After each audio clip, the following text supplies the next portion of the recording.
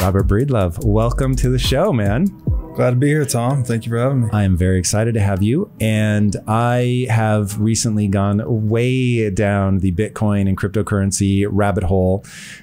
You come up early and often when somebody does that exploration. And I feel like I felt like I had a very intuitive understanding of what money is. You know, I spent a huge part of my life pursuing the accumulation of wealth. And then you hear the phrase from you, which stopped me in my tracks, which is inflation is theft. And it didn't make sense. Like, it wasn't that I disagreed. It was that I couldn't make the sentence make sense. And I realized that I always thought of inflation, and we're going to get to answering the question around what is money, why Bitcoin is useful, all of that. But to me, to attack that head on doesn't work as well as talking about why inflation is theft, because I had mistaken it for a fundamental property of nature. I just never thought beyond that inflation exists and it's roughly 2% a year, and that is what it is. And then I encountered Michael Saylor and him talking about hyperinflation. I was like, wait a second, what? Because I literally told my money manager, I want to be as close to my money buried in the backyard as humanly possible during COVID, right? Because I didn't know where that was going to leave us. Why is inflation theft? And maybe what is inflation? Yeah, it's I don't think you should feel bad not understanding it at the outset. I actually have argued in some of my writing that it's a euphemism. You know, the idea of economic inflation sounds wonderful. You want your house to become more valuable. You want your portfolio to appreciate. You want things in general to go up in dollar value. How they actually do that, though, is very important. You want them to be value producing assets. Inflation, though, and this is a word that really gets twisted because it's got a lot of different meanings. Do you mean price inflation? Do you mean inflation of the money supply? And the way, when I use the term inflation, I like to refer specifically to arbitrary increases in the supply of fiat currency. So what's happening in that instance is that the actual unit of perception we're using to value assets, the dollar, is being diminished. And fiat currency, for people that don't know, is just money backed by the government. Fiat currency, the word fiat means by decree. So this pretty much means because I said so, under the veiled threat of force. And yeah, it is, you know, this gets a little bit deeper into the history of money, but the dollar originally was issued to make gold, which was money selected by the free market, more convenient, to make it more portable, make it more transactable. Very difficult for us to settle in physical gold at every transaction, right? So if you abstract that gold into paper, it makes it much more convenient. All right, really fast, because I think these are important pieces to put together. So you said very quickly that gold was what the market had decided on. Yes. Why? That's a deep rabbit hole. We can go, that's the what is money question. Yes. Yeah, I think we have to at least define what it is that made the market select gold and for thousands of years. Let me answer the fiat piece and then I'll go back to the gold. So we abstract gold into paper to make it more transactable, more convenient, faster, and more portable, frankly, which is one of the properties of money we'll get into about gold. The problem is you end up trusting the custodian. So you put all your gold on deposit with a custodian that then issues the paper that's redeemable for the gold. And over time, this becomes the most alluring source of power for governments or anyone that can command force. They want to control that source of economic power because it's a call option on everything, which is one of the definitions of money, by the way. So you go from a full reserve currency where each dollar is redeemable for 1 unit of gold to fractional reserve banking, where there's an excess of paper beyond what the gold reserves can justify themselves, to post-1971 is fiat currency, where it is not redeemable for gold whatsoever. So one answer for what is fiat currency, it is an irredeemable government debt certificate undergoing slow motion default via inflation while its use is forced on all of us, on free economic actors. No one would ever voluntarily hold a fiat currency. Why would you ever choose to hold a money that someone can arbitrarily diminish? I can answer that question. And I think this becomes part of the debate around what this is going to look like in a post-fiat world. But the answer is that you trust the government, that you were born into a system where the government seems stable and trustable. Your parents did it. And so it's like a promise made by somebody that you trust implicitly. Yes. And so, for instance, I'm relatively bright and educated, and until about 18 months ago, I just thought you make as much US dollar as you can, you put it under your mattress and you're fine. And then I was introduced to the idea of inflation and how even 2% becomes problematic really fast, 7% becomes terrifying, and 15% you're devastated in less than a decade. And I was like, what? So that put me on this mad scramble. As somebody who never wanted to learn about investing, I was like, I'm good at making money. I have no interest in learning about finance or investing. And every time I would speak to my money manager, I was like, this is dumb. I don't want to learn about calls and puts and options. It's so complicated. So given how complicated it is, I just want to trust the government. So I would choose it out of laziness and terror. Yes. So we're all prone to seek out cognitive expedience. And I would say even the dollar itself, you don't want dollars per se. You don't want a definite amount of dollars. You want purchasing power. But I don't realize it. You're right. Yes. But I don't realize it. That's right. As a matter of cognitive expedience, you think in terms of dollars instead. And this is where you get deeper into what is money. Money is also a psychotechnology. It's like literacy or numeracy. It's a software implementation we put into our brain. We use it to communicate, negotiate, plan. I mean, how many times a day do you think in dollars? It's something that's deeply embedded in our cognitive machinery. And that gets into my argument later about why central banking is kind of a computer virus on the human brain. But I think what would be an appropriate avenue here is to think, okay, you've been pursuing dollars your whole life. What you're actually pursuing is what those dollars can get you. That's what money is, right? Money is the most exchangeable good. You can think of it as a call option on anything the market can produce. So any good, any service, any knowledge, human time, anything people can do, any service anyone can render for you. Money is a call option on that. And that's why it's the most valuable or apex good in a marketplace. So what it ultimately means is that money is the most important form of property.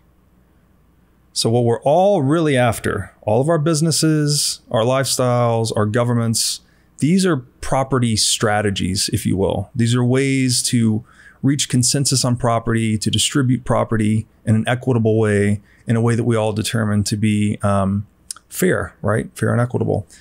So it will probably help here we're setting up a lot of rabbit holes. We'll go into the property rabbit hole first. We typically think property is the house, the car, the stock, whatever. That's not what property is. Property is a relationship.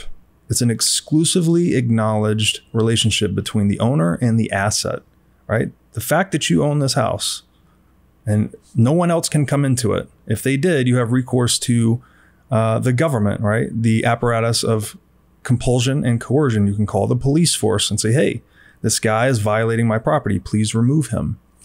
That is the foundation of civilization. When we can go and take our most personal form of property, which is ourselves, right?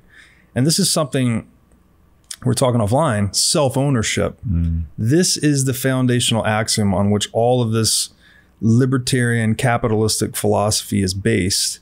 You own yourself. Only you can move your arm. Only you can move your leg, right? You can't even sell that property. You can't trade away your consciousness or your willpower to anyone else. You own it and it's inalienable, cannot be traded away. What you choose to do with that self-ownership, you go out into the world and you voluntarily add value to something, right? You plant a garden, you build a business, or you trade the fruits of your labor with other self-owned people. That's how we create wealth, right? That's what enables us to focus, specialize, and create wealth.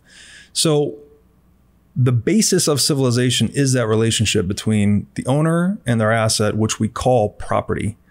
Money is just a reflection of the wealth in the world, right? The property that we have created through this capitalistic process.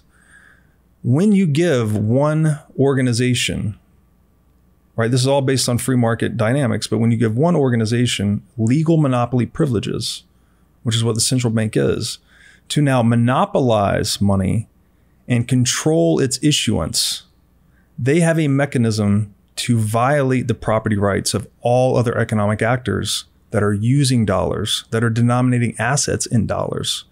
So this is something that's so fundamental that it contradicts the premise of self-ownership when we give power away to a single institution that can arbitrarily, at a political whim, choose to violate the relationships of all economic actors using that money.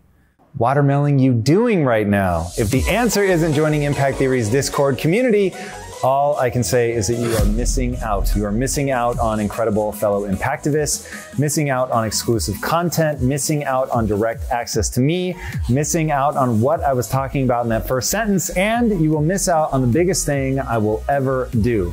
You will miss out on Impact Theory Founder's Key. This was originally codenamed the Full Meal Deal, and it will be your ultimate key to unlocking all the things we are working on. Impact Theory will be leading the charge into this metaverse, blockchain, NFT space, and I want to make sure that you don't miss out. This opportunity will be huge, not only for Impact Theory, but for you as you navigate the new digital world that is coming. Go to impacttheory.com/Discord and click Start Here to get in on the fun. And I'm telling you, this is really the best community on Discord. The choice is yours. Are you going to get in? Or are you going to miss out? There's a link and more info in the description copy. All right, guys, take care and be legendary. Peace.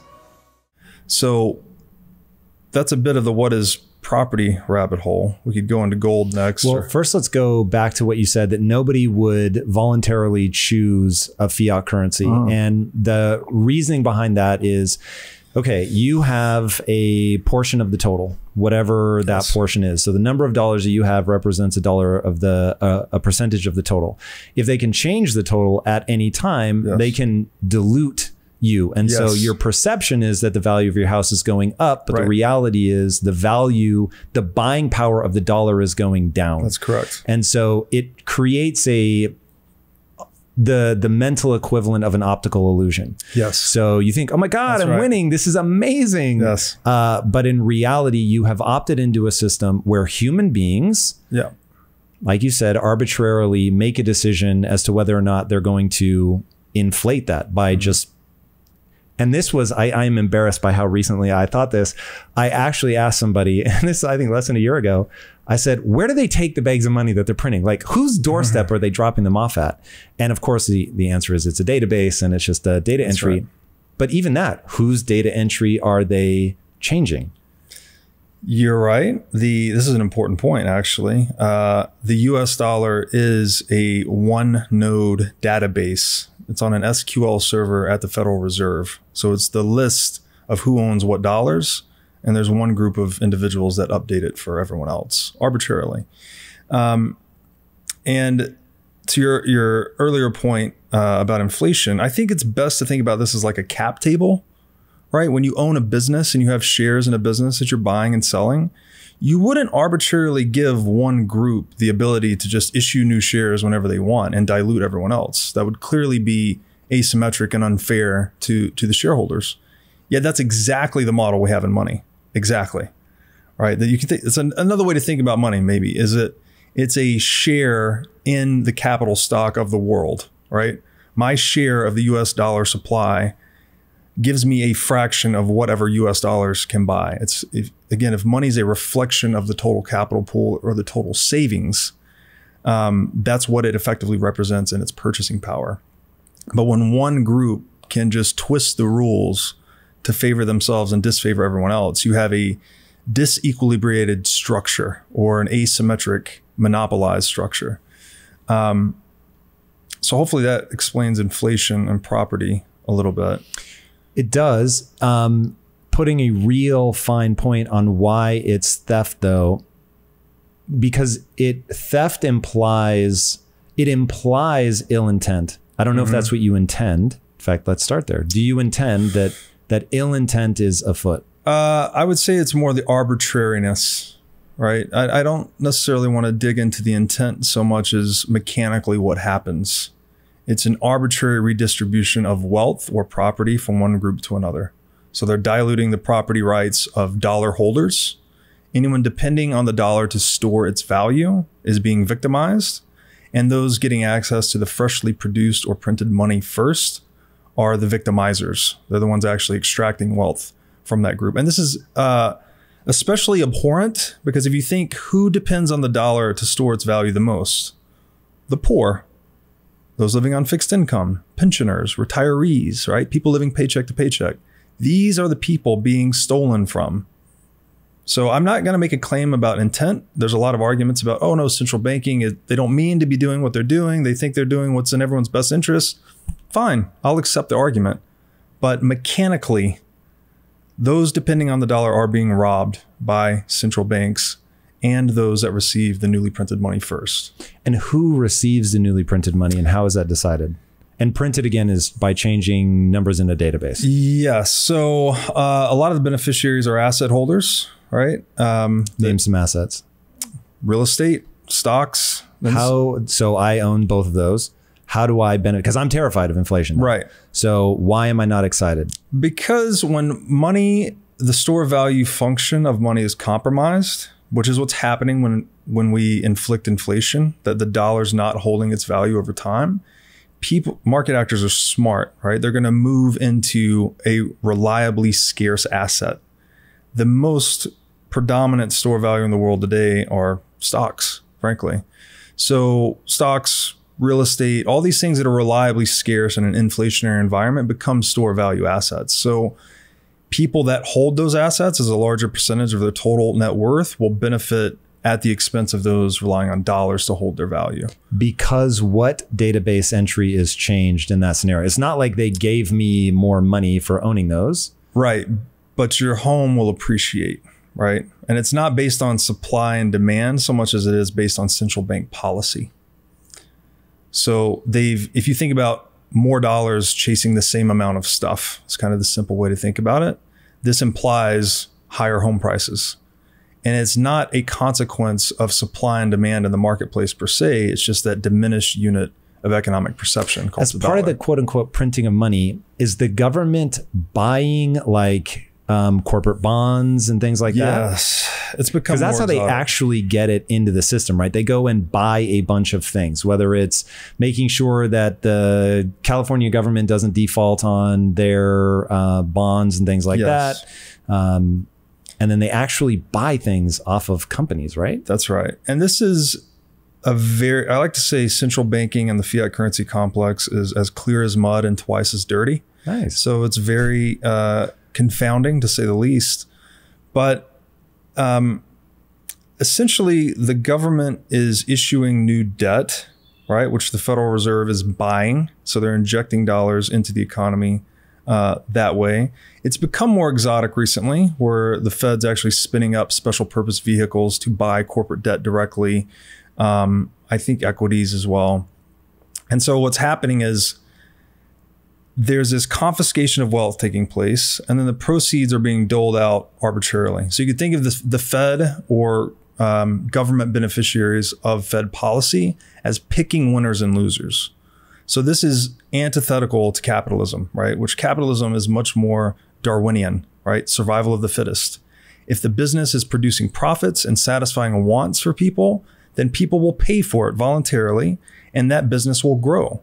If the business is unsatisfactory, it's not delivering good goods or services to people, people will abstain from doing business with that entity, and it will shrink and fail.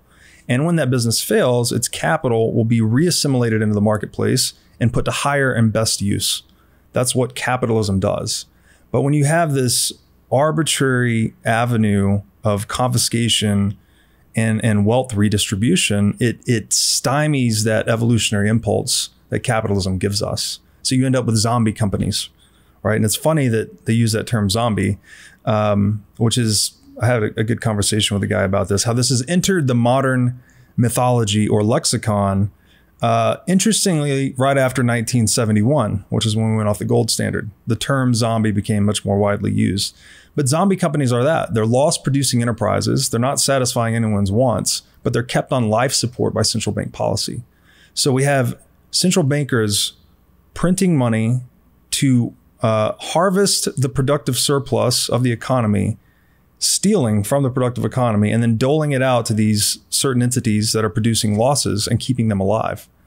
So it's very polluting in that way, if you will. It's toxifying to the Darwinian process, and I think that's why it degrades everything that's downstream from economics, like politics and culture, et cetera. All right, I want to walk through one thread that all of this is me taking liberally from you. So tell me where I go astray here. But this was a chain of events that I was like, oh my God, I now actually understand what's going on, and this is terrifying. So you've got World War II happens, and you've got people invading countries and raiding their gold stores, because why would you invade if you're not going to get something, if you can't steal something? These are your words. So you invade a country, you steal their gold. So people are like, fuck, I don't want to get invaded. So they started, or if I do, I don't want them to be able to steal my gold. So they started sending gold to the US. US ends up storing all this gold for people, has a massive amount of gold. And gold historically, basically money as we think of it, the tangible dollars and bills, you would store gold in a protected warehouse somewhere, and they would give you a paper that represented the amount of gold. So people, being savvy, started trading that because it's as good as gold, because you could go and cash it in. So now the US post World War II has all this gold coming in.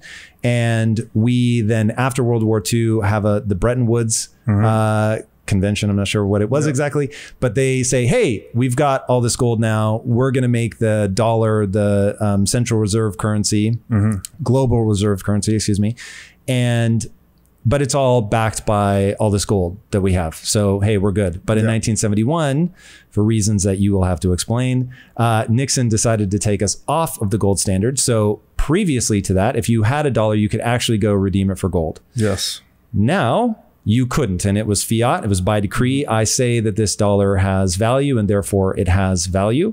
The problem is that's married to something that happened at some point in the early 1900s that you will have to explain, the Beast from Jekyll Island, where we decided to create a central bank, which isn't owned by the government, right? Correct. Which I still can't believe is true. The Federal Reserve is not the federal government. It's not federal, and it has no reserves. It's fucking crazy. Like, this is where I'm like, what? Language matters. Well played. That's a very good way to get me think that this is a government. All right. So we now break with the gold standard. And so we can literally print money. So as me, the ignorant guy that spent his whole life trying to make money, knows nothing about investing, I make the money. I think I am safe actually putting it under my bed, only to realize that there's actually somebody that has the ability to go Pernigo Burr, right? And they can press a button and it just makes more money. And therefore, with more money floating around, you've got more people competing to buy that loaf of bread or whatever. So the cost goes up, as one would naturally expect. And so now, even though I theoretically have my assets are going up and I have more money, but I either have the same buying power, so it's just an illusion, or I actually have less buying power and it's actually devastating. And so now we get into this crazy making loop of, it seems like I should be getting ahead, but I'm not getting ahead. I think of inflation as being a natural act, but really in the background are people making these decisions, and we will grant them that they are being kind. They're trying to do something nice. They're trying to level out volatility, if I had to guess, is actually their motivation. But they level out that volatility by creating debt cycles and devaluing the currency, which you are saying mechanistically, it just isn't different than theft. But when people think of redistribution of wealth as a good thing, is that just another crazy making thing? Or are people right to think that, no, this is good, we should be redistributing the wealth? Well, that's a good long question. I would start with this. A long question. Yeah. So let's do this. Wealth redistribution, first of all, no one ever thinks it's a good thing when they're the target. No one ever wants to be redistributed from. No one ever voluntarily gets redistributed from. That would be giving up value or wealth or capital for nothing in exchange. I don't think anyone, I don't say no one ever, but typically no one ever will enter that agreement, let's say. So maybe we'll track this arc. We'll do what is gold? How did we get gold? Why and how central banking was introduced. And then we'll get into really what's happened post 1971. So, and I love this question, by the way.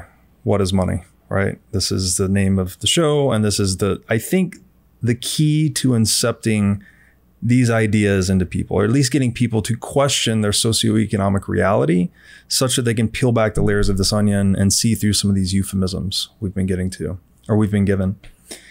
And one definition of money, this is the Austrian economic definition, is that it's a universal medium of exchange.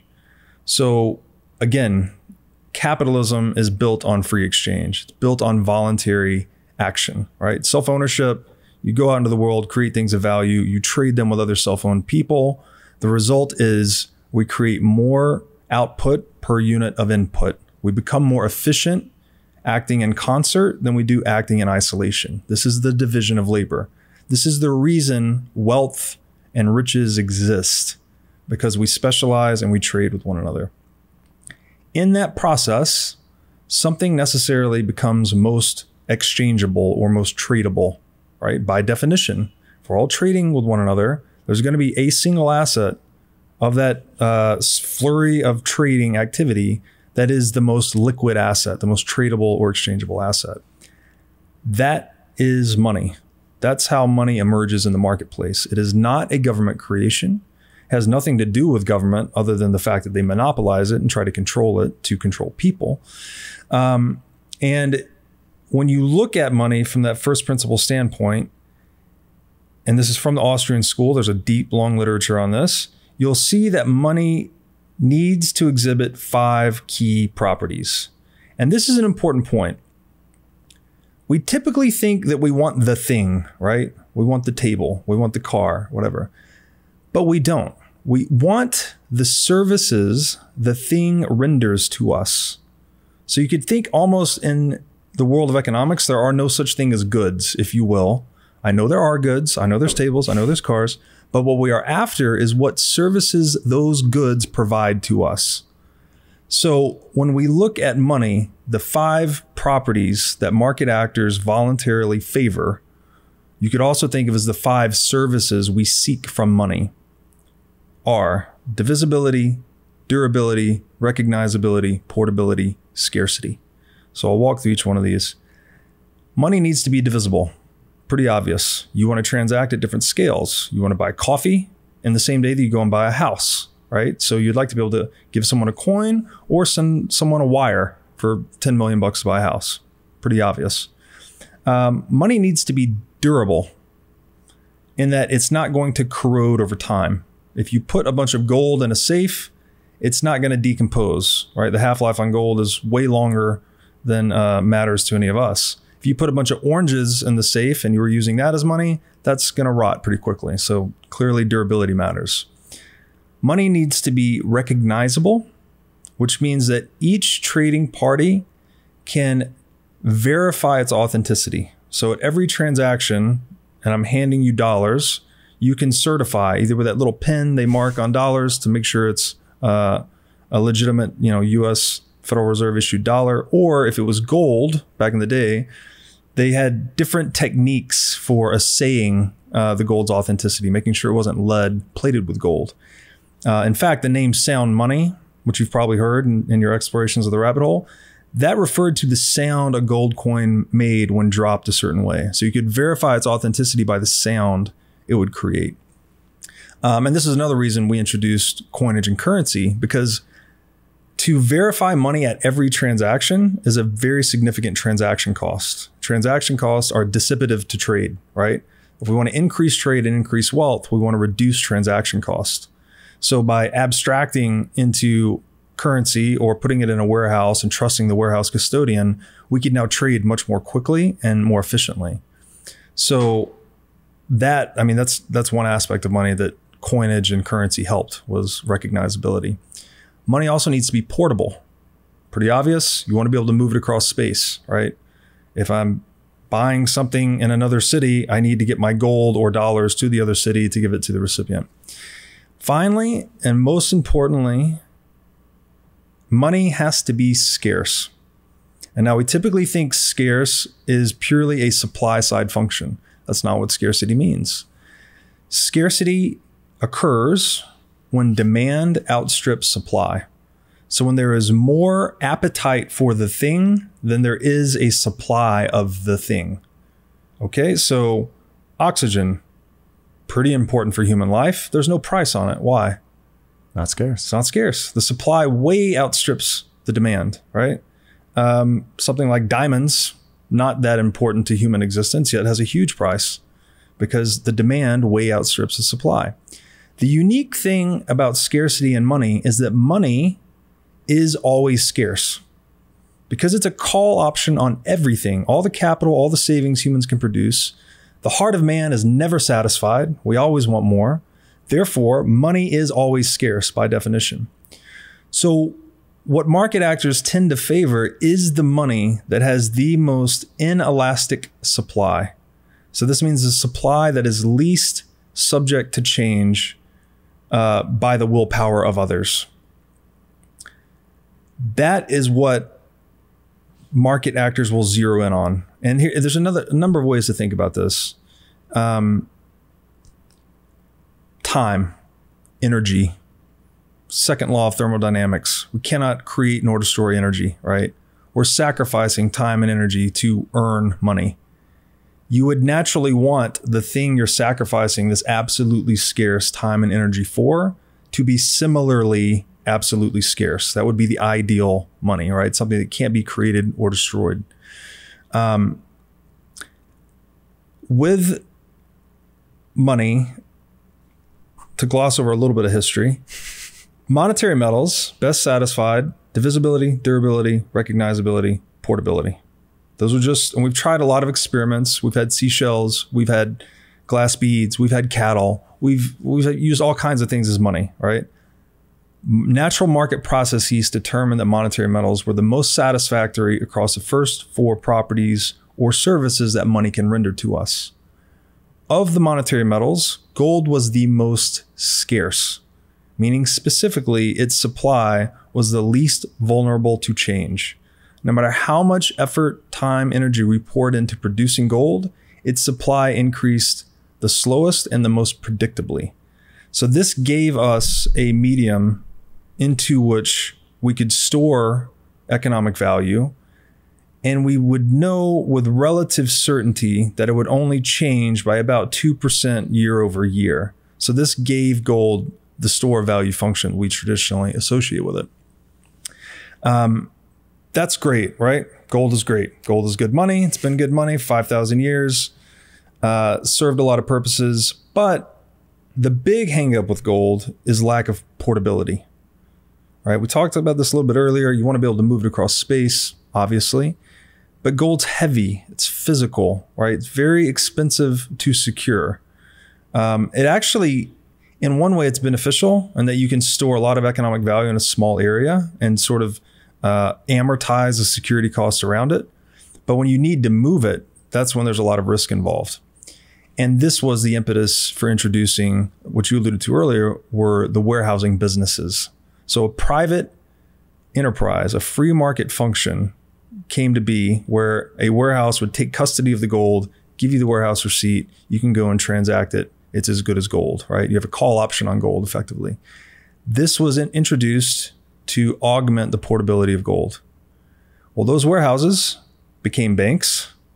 Those banks became central banks. And this is all, again, I'm not laying out a nefarious scheme here. This is the economics, the economies of scale associated with gold. It is more efficient to centralize custody of this heavy, bulky metal and issue abstractions in it. It's more efficient to transact in that model than it is with physical gold. So that's what drives this process. The problem is you now have to trust the custodian. You've introduced what we call counterparty risk. There's a counterparty to that trade. I can trade this paper with everyone and it's as good as gold until I go to redeem the gold from the warehouse and the gold's not there, or they won't redeem it, or a fraction of what this paper represents is available. So that is kind of the history of gold into central banking. And I guess the history of central banking is quite interesting. I would say that, you know, maybe this is an important point too, that people were all seeking something for nothing. I think this is kind of unavoidable. This is the entrepreneurial path, right? You've got a problem, you've got an itch, you want to scratch that itch or solve that problem with less effort, right? The really successful entrepreneur is almost brilliantly lazy, right? He's identifying a problem and finding the quicker way, a better way to solve it. When he makes that discovery, he can now sell that product or that service or that method, whatever it is, into the marketplace. And because everyone wants something for nothing, they will reward him, right? This is the entrepreneurial process. So that's great.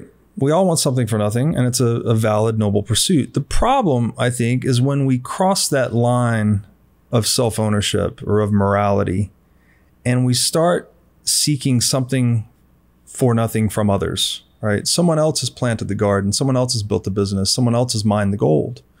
And instead of me performing the work to create that value or earn that value, I figured that I can just go out and co-opt or coerce or take that property or that asset from that person. That's a path for me to get something for nothing. But it's the immoral path, right? So I see this as kind of like the driving force in most human action. We're trying to get something for nothing, but there's a line that can be crossed. And we talked earlier about self-ownership. I think that's the line. When you violate the self-ownership of someone else, that's the problem. Central banking sort of came about as this natural institution to augment the technological limitations of gold. It wasn't portable, right? But when you put that much power, you concentrate that much power into one institution, it becomes noxious. It becomes corrupting. It becomes irresistible for some people of lower scruples anywhere in the world to seek that seat of power. And this is what I think has really started to deteriorate the monetary system. And if you look at the history of central banking, it's a lot of leveraging one another, right? You talked about a lot of the gold ending up in the United States. This was also pre-World War II. A lot of it has to do with the balance of payments among countries, which are just inflows and outflows of capital. But particularly when things got hot in Europe, a lot of gold started coming into the US. And again, with that much power or money in one place, we became the world superpower. And so we stepped on to the theater of war at the end of World War II, and we declared ourselves victorious, rightfully or wrongfully so. You can make your own judgments about that. And then we rewrote the rules of global banking to favor the United States, where the dollar is pegged to gold. All of the currencies are pegged to the dollar. So what this gave the United States is the infamous exorbitant privilege, as has been called, to be able to print money. We could send these paper certificates out into the world and have them send us goods and services in exchange. Ad infinitum, right? Until the system breaks down. Countries had the option to call our bluff, though. They could accept these dollars, but they could redeem them for gold if they thought we're being irresponsible with the monetary policy for printing too much money. Well, countries started calling our bluff after 1944. We had this huge economic boom. And then, again, glossing over some history, I think it was Germany that tried to repatriate some gold. So they tried to redeem dollars for gold. And then we had the infamous 1971 Nixon shock that said no more gold redemptions. And from that point on, and it was said to be a temporary measure, as governments so often and infamously say, who was it that said that there's nothing more permanent than a temporary government solution? Here we are exactly 50 years later in 2021, deep into this global fiat currency experiment led by the United States. And things have really come off the hinges. I point people on this topic to this website WTF happened in 1971.com. This is not just economic, right? It's socioeconomic. There's, obesity rates have spiked, drug addiction, suicide, clearly indebtedness, right? When you think this is tied to coming off the gold standard? As the Austrians wrote a long time ago, the monetary standard and the moral standard are inexorably linked. And this gets back into property and time preference. When money's losing its value over time, we're all incentivized to be more short-term thinking. This is a de-civilizing force. And I think it is I don't want to say it's the sole cause for a lot of the cultural malaise we see in the world today, but I think it's a significant contributor. Okay, that gets really complicated. So while very interesting, I think we push that down. There's a line that I've heard you say that I think is really important for people to understand, because I'm thinking of myself as I first started to grapple with this idea of inflation as theft, and I just couldn't make the words even, it seemed like such a non sequitur to me. And that is that there's no difference between I had a realization when I first got introduced to the stock market, I couldn't make it make sense until I was like, wait, this is like baseball cards, right? Unless it pays you a dividend. If it pays you a dividend, it's different because it's actually giving you cash.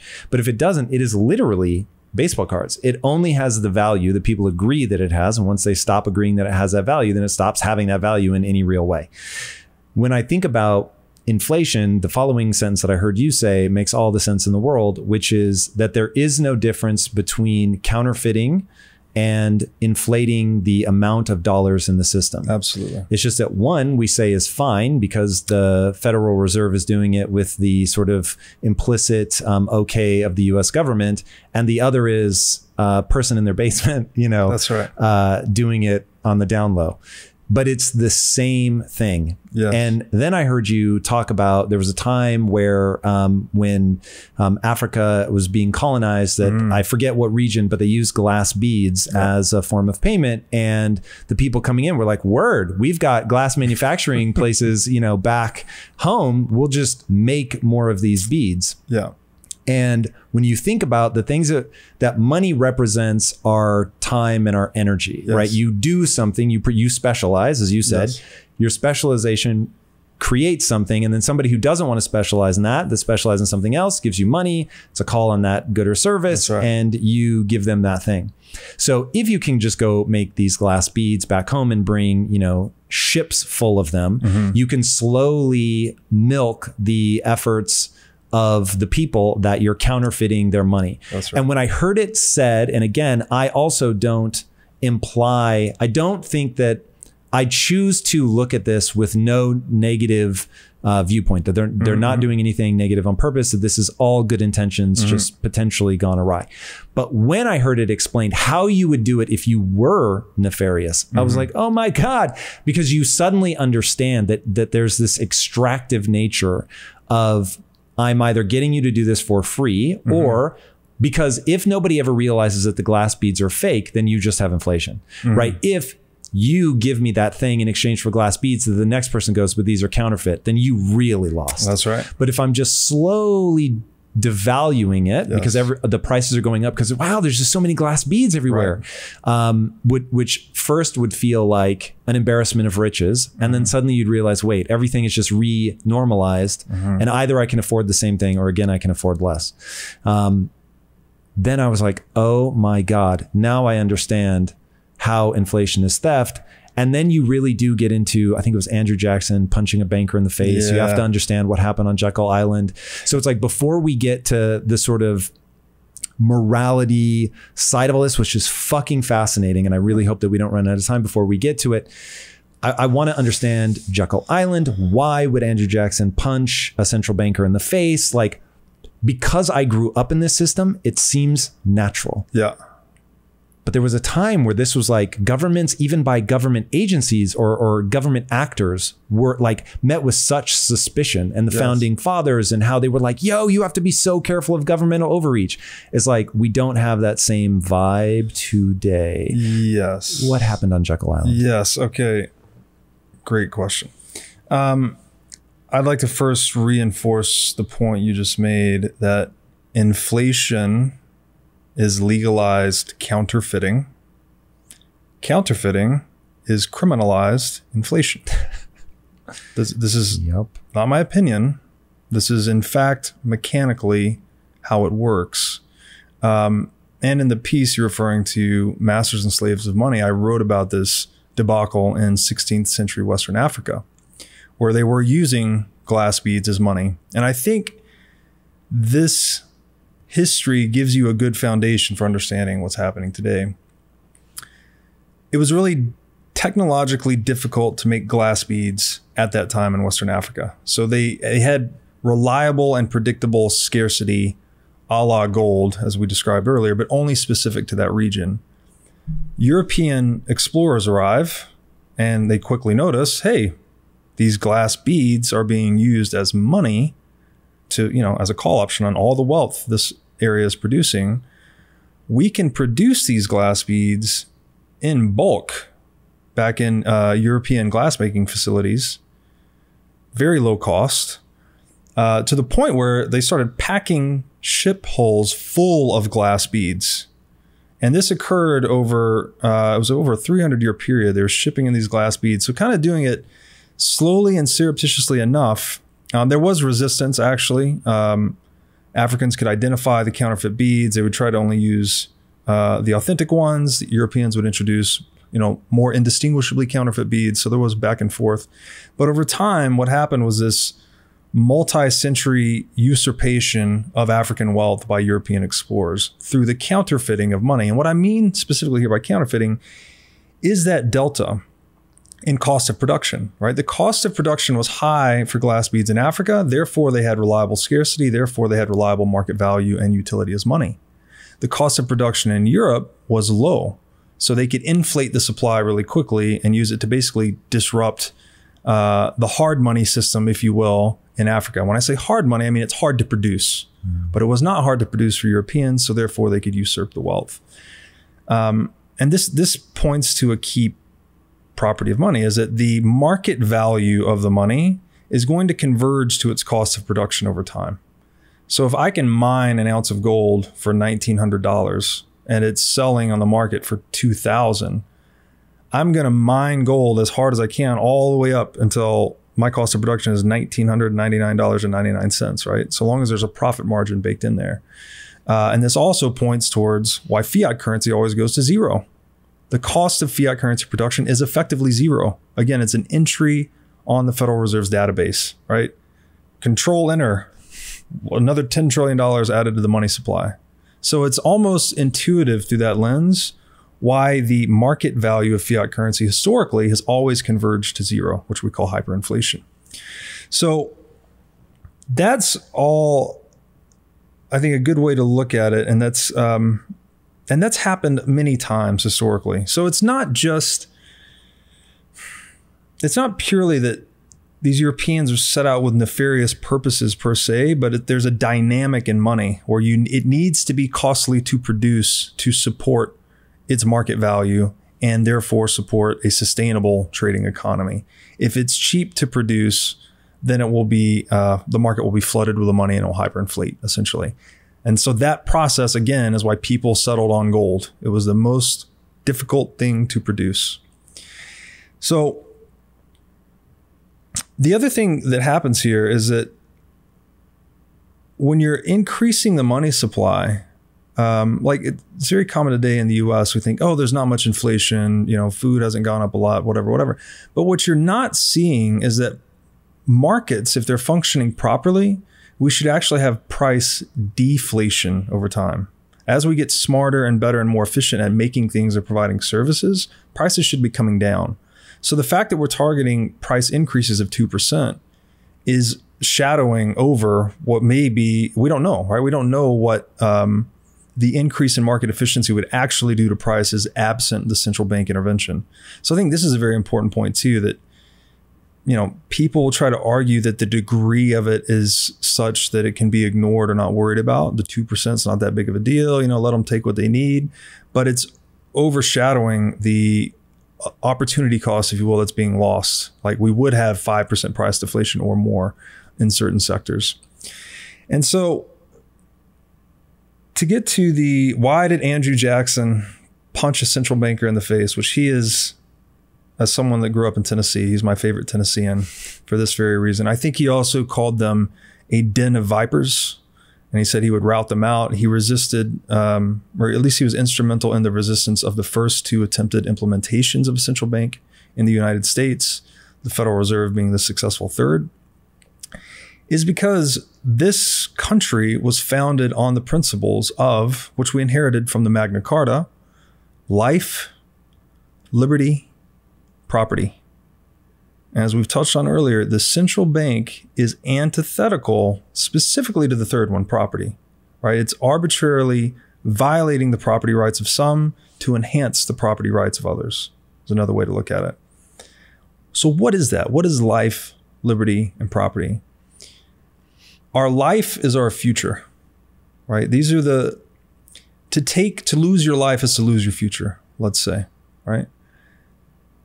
Liberty is your present. It's your present freedom, right? To lose your liberty is to become a slave, right? And the spectrum to slavery is very important too. 0% tax or theft is a free man, right? Completely owns himself. 100% taxation or theft is a slave. All the fruits of your labor go to someone else. And then, so you've got your life is your future, liberty is your present, property is your past, actually. It's how you've spent your past infusing nature with your life and liberty, right? Your self-ownership. You've accumulated fruits of labor. That becomes your property.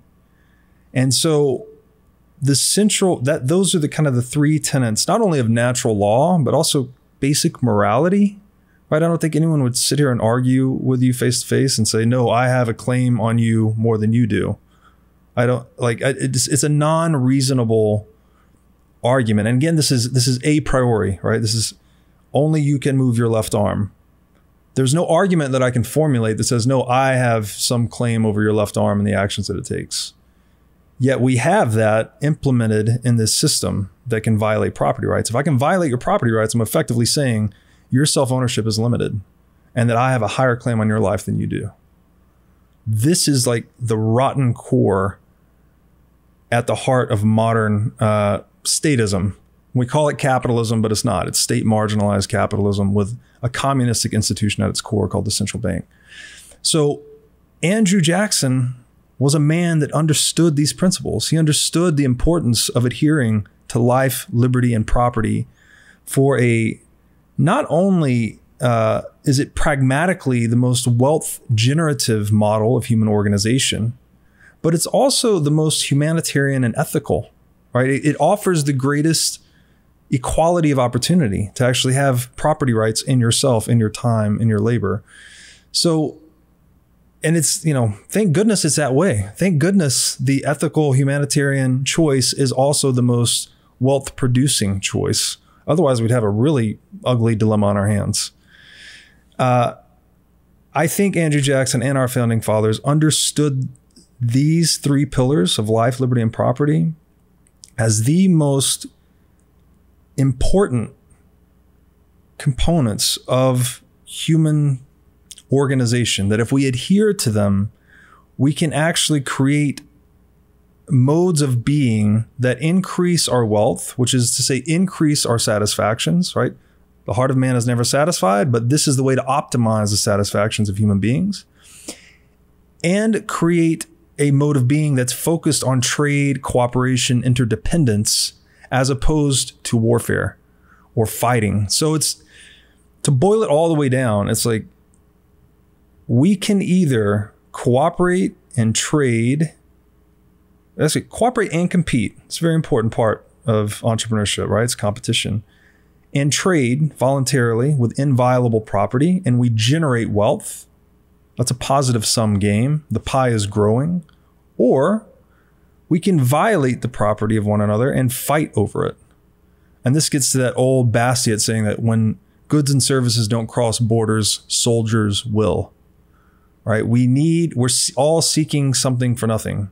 If we don't channel that human action into these productive channels of trade and entrepreneurship, then we end up over here in violence, coercion, and compulsion. Okay, so you've got Andrew Jackson trying to root out the vipers. I'm assuming he thought of them as vipers because they can redistribute wealth, which is a violation of your property. That's right. Why then do we end up creating the central bank, and why did they meet in secret? Like, what? Give us a little bit of background on that meeting on Jekyll Island. I know they were pretending that they were going on a hunting trip, and it's such a weird confluence of things that are happening right now. You have this sense of like distrust of people are working behind the scenes against you, but you also have the sense of redistribution of wealth is good. Like it's a very confusing time right now. And this is still confusing to this day. People will argue with you that this, the Fed was set up with very good intentions, and that this whole, which, by the way, this book, The Creature from Jekyll Island by G. Edward Griffin, this was formative to my understanding of central banking. And this was pre-Bitcoin that I got into this. So I would really just encourage the audience to go check out that book. It's a big book, though. You can also read an abridged version called Dishonest Money, I think was one that I gave to my family and friends. And it sort of encapsulates the gist of it. But to your question, I think, based on my study of that book, that it was done in secret and it was done over a holiday weekend because this was a time when people still understood the ideological importance of life, liberty, and property. We had learned a lot of lessons from central banking and its failure and its tyranny in England and even before that. So it was still fresh enough on the human mind that we were resistant to its implementation. But as far as why it got pushed, again, it's just something for nothing principle, right? If you could found an institution or a business, and by the way, all organizations are businesses, right? Governments are businesses, institutions are businesses. They're all property strategies, as I call them. If you could establish an institution that could generate perpetual profits and be able to paper over its own losses, right? It can never sustain a loss. Would you not have a pretty large incentive to establish that organization? I mean, the equivalent question is, if you could magically wish for a money printing machine right here on your table, like, wouldn't you want that? Wouldn't you, once you had it, wouldn't you run that machine until it was absolutely blowing smoke and sparks out the side of it? I mean, that's central banking in a nutshell. Is it human beings in this pursuit of something for nothing, or in this pursuit of wealth, frankly, right? The most powerful incentive in the world. We have tried to rationalize and formulate different ways of creating socioeconomic structures that favored the few that could understand it and create that privilege for themselves at the expense of others. All right, I think this is where Bitcoin needs to enter stage left here. So I have a quote from you. Actually, I'm going to start with a paraphrase from Alan Greenspan. This is you paraphrasing Alan Greenspan. That sets us up then for your quote. So Alan Greenspan, again, this is a paraphrase. A sound store of value must be made illegal. Otherwise, fiat currency would not be competitive. So you've got this idea of, so a sound store of money, you talked about, you drop that coin, but basically that the amount of it is fixed. Inflexible supply. Okay, yeah. So that's sound. Now, this is your quote, which I love, and I think sets us up for understanding why the Bitcoin guy who has Bitcoin tattooed on the inside of his arm, like the most painful place to get a tattoo, says this. This entire system we've built is a complex of unintended consequences, and Bitcoin is an immune response from the collective economy. So if we buy into the idea that they didn't have bad intentions to create the central bank, they don't have bad intentions to make the printer go burr, they just like they're trying to policy their way to something that's far more stable, which I actually get. And when I put like my they don't have bad intentions hat on, I'm like, word, like I get what they're trying to do. Yeah. And I'm grateful that I've grown up in a super stable environment where I was able to go from, sort of lower middle class to generating real wealth in my life. So for me, it worked, right? I was able to jump class, like all the things that I was promised with the American dream, I was actually able to do. And so I'm like, yo, that stability is amazing. I didn't ever have to use weapons to build my company, which is a whole side thing that I've talked about before, where I had former drug dealers working for me. Long story. There's a whole reason why I think it's amazing to give people a second chance. So anyway, they were telling me stories of like people trying to confiscate their product, right? Which for me would have been protein bars. So it was like, whoa, the thought of somebody showing up with shotguns to take my protein was like, that's crazy. That's a hard way to do business. Yeah, right. So it's like, okay, this has all worked for me. I like this stability. So when I have that hat on, I'm like, I get what they're at least trying to do. But when you try to engineer a system, whoa, like the number of things that go wrong where you can change, whether it's ecological and you're trying to do something and it has, 10 different knock-on effects, or whether it's with money and it has different knock-on effects. Why though is Bitcoin the immune response? Yes. It's funny you read that line. I don't barely remember writing said, that. Well, I heard you say it. So whether you've read it or written it or not, I can't say. But in a podcast, you said. So these principles that the United States was founded upon, again, that have been refined from the past, from like the Magna Carta. One of the most important, if not the most important, is that principle of inviolable property. Meaning, again, property as the relationship between yourself and the value you create or the fruits of your labor, which is the foundation of the scaffolding that lets you climb the socioeconomic hierarchy, right? From, as you said, lower middle class to where you are today, was because you knew that you could hold the value of the value you created and use it to scaffold yourself upward. If that foundation were not stable, right, at least to some extent, there would be no way for you to have upward mobility. So again, we're back to property rights being the basis of civilization itself. They're pretty good here. They're pretty good in the US. You can open a bank account. You can put dollars in it. Your property rights will be violated by inflation. When the Federal Reserve is printing money, you're going to now need to outpace inflation with some other investment. Otherwise, your property will be diluted.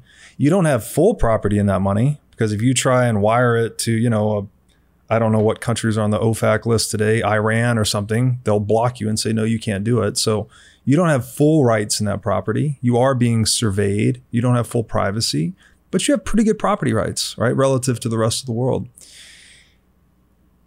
Bitcoin is the first permanent implementation of this principle we've been refining throughout human history of inviolable property. It actually cannot be violated in any way. No one can produce more than 21 million Bitcoin. So and I've argued this in some of my writing, that although it's an invention, we've actually discovered something with Bitcoin. We've discovered absolute scarcity for money. So if we're back to those 5 properties of money, in terms of scarcity, Bitcoin is absolute. It's not relative, right? It doesn't change. We know with, nothing's, people argue with me about this. It's not absolute. Everything's probabilistic. True. Bitcoin has proven itself over 13 years of flawless operation that it does 2 things essentially perfectly, which are churn out a block on 1 block of transactions on average every 10 minutes and adhere to a supply cap of 21 million. So it's the first fixed supply money there has ever been. And I don't think you can recreate that, because by definition, money is a centripetal network effect. So we tend towards 1. So for the same reasons we had 1 analog gold, we're likely only to have 1 digital gold. So your property rights cannot be violated by inflation, because no one can change the supply cap. If you hold 1,000 Bitcoin, you hold 1,000 of a possible 21 million forever, right? You have a guaranteed fraction of the total money supply. You cannot get that level of assurance with any other asset in the world. Full stop. Doesn't exist. Even with gold, you can hold all the physical gold you want. You're still not immune to some technological breakthrough. We figured out how to produce gold in the lab very cheaply. We mine an asteroid, we mine the ocean floor, we find a new South American bonanza, whatever. You're not immune to any of that. But with Bitcoin, and again, it's a bit of a bet because it's only 13 years in, but it's done these things perfectly so far. If it continues to do what it's been doing for 13 years, you have a guaranteed fraction of the total money supply. So you have an inviolable property right. Further, this is, again, property is the relationship, right? We've historically always needed an enforcer. So you need the police force, you need the military to make sure no one comes into your house and violates your relationship with your house. We needed, if maybe not necessarily a monopoly on violence, but you needed a protection producing enterprise, which historically is the role of government, to enshrine your property rights. The problem, of course, is that they wield the power to violate your property rights as well, which historically has been very tempting for governments and bureaucrats. They typically give into it and governments get overthrown over time. That's been the cycle we're locked into. Bitcoin's the first property right independent of the monopoly on violence, or independent of physical protection production. It's an informational property right. It's just an alphanumeric string. You can store it in any information bearing medium. Put it in your mind, put it on your computer, put it in a song, do whatever you want with it. And the enforcement is done by the mining network. So the algorithm and the free market competition that's going into Bitcoin mining is effectively displacing the protection that government was historically necessary to provide in Bitcoin itself. So it's this radical new, some people have called it a metaphysical property right, and that it's just an information bearer asset. So gold was really good as a bearer asset in that, assets equal liabilities plus equity, the accounting equation. Gold was pure equity. If I hold gold, it's no one else's liability. That's really important, right? I have no counterparty risk if I hold physical gold. If I hold dollars, that's not true, right? I have this liability to the Federal Reserve, to the bank, whatever counterparties are involved. Bitcoin's the same as physical gold, but it's non-physical, right? It's informational. So it opens up this entire new sphere of possibilities in how you custody it. You can custody Bitcoin in these multi-signature schemas that are all but immune to theft. You can chop the key into a bunch of pieces and distribute it geographically. You have these military grade protocols wrapped around it. And it gives you it is the highest implementation of human self-ownership we've ever had. Right? In the past, it's been scribbles on the American Constitution or the Magna Carta, and like, we'll always adhere to this document no matter what. But then, a few hundred years go by and we're like, well, let's tweak this or change that or add this. Bitcoin's taken those principles we've used with foundational documents historically, and it's permanently emblazoned them in computer code. In unbreakable code, basically, is another way to think about it. So it's the invention of inviolable property, right? It's no longer a principle. We've grabbed this principle out of the space of ideas and we've anchored it into reality via the thermodynamic competition of Bitcoin mining. And it is so radically new and hard to get your head around that it's shattering worldviews worldwide. Hey, thank you so much for watching this episode. I have some important news to announce. Actually, this is the biggest news in the history of Impact Theory. We are launching a very special NFT, what we're calling the Impact Theory Founders Key. If you don't know what that means, that's okay. You can learn all about it by joining our Discord community. There, you will get access to an amazing community and all kinds of valuable information, like the beginner's guide to crypto and NFTs. My friends, the internet changed the world in just a decade. Social media changed the world in a few short years, and NFTs are going to change the world possibly even faster. If you enjoy watching Impact Theory, you're going to love our Discord community and all the things that I put together for you. And I really do not want you to miss out on the revolution. It doesn't have to be with us, but make sure that you get involved. If you want to get involved with us, click the link or go to impacttheory.com/Discord and get started today. Yeah, it really is difficult to wrap your head around. The part that starts to be a little unnerving for me is, all right, if the government has coming to existence to solidify the will of the people, to protect you, to protect property, but then over time it begins to involve itself in that property, and you're in a fiat position now where part of how they get the control is through money, and now you have the first true sound money, and it has the inelastic properties that make it, you know, the soundest money of all time.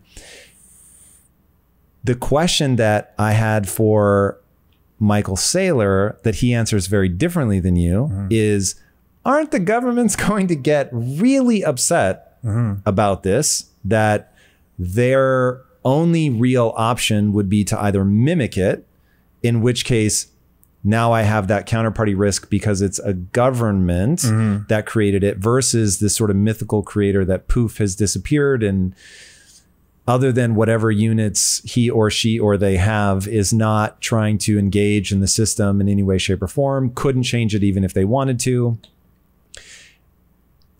How do we avoid the government coming down with an iron fist and saying, yeah, this is illegal now? Yeah, I do view this a little differently than Saylor, who's absolutely brilliant. I think his position in general is that they'll exist side by side, fiat currencies and Bitcoin. And I tend to agree in the medium term, and I think that's happening today. Bitcoin's an almost $1 trillion asset. It exists side by side with countless or hundreds of fiat currencies, let's say. However, in the long run, I think Bitcoin, and again, we're back to that, the difficulty in understanding it is because it is so far outside our worldview, right? The idea of gold being disrupted. Gold is almost the only game that humans have ever played in a way. It's foundational to all of our institutions. It's a 5,000-year-old technology that's so old, we forgot what made it valuable.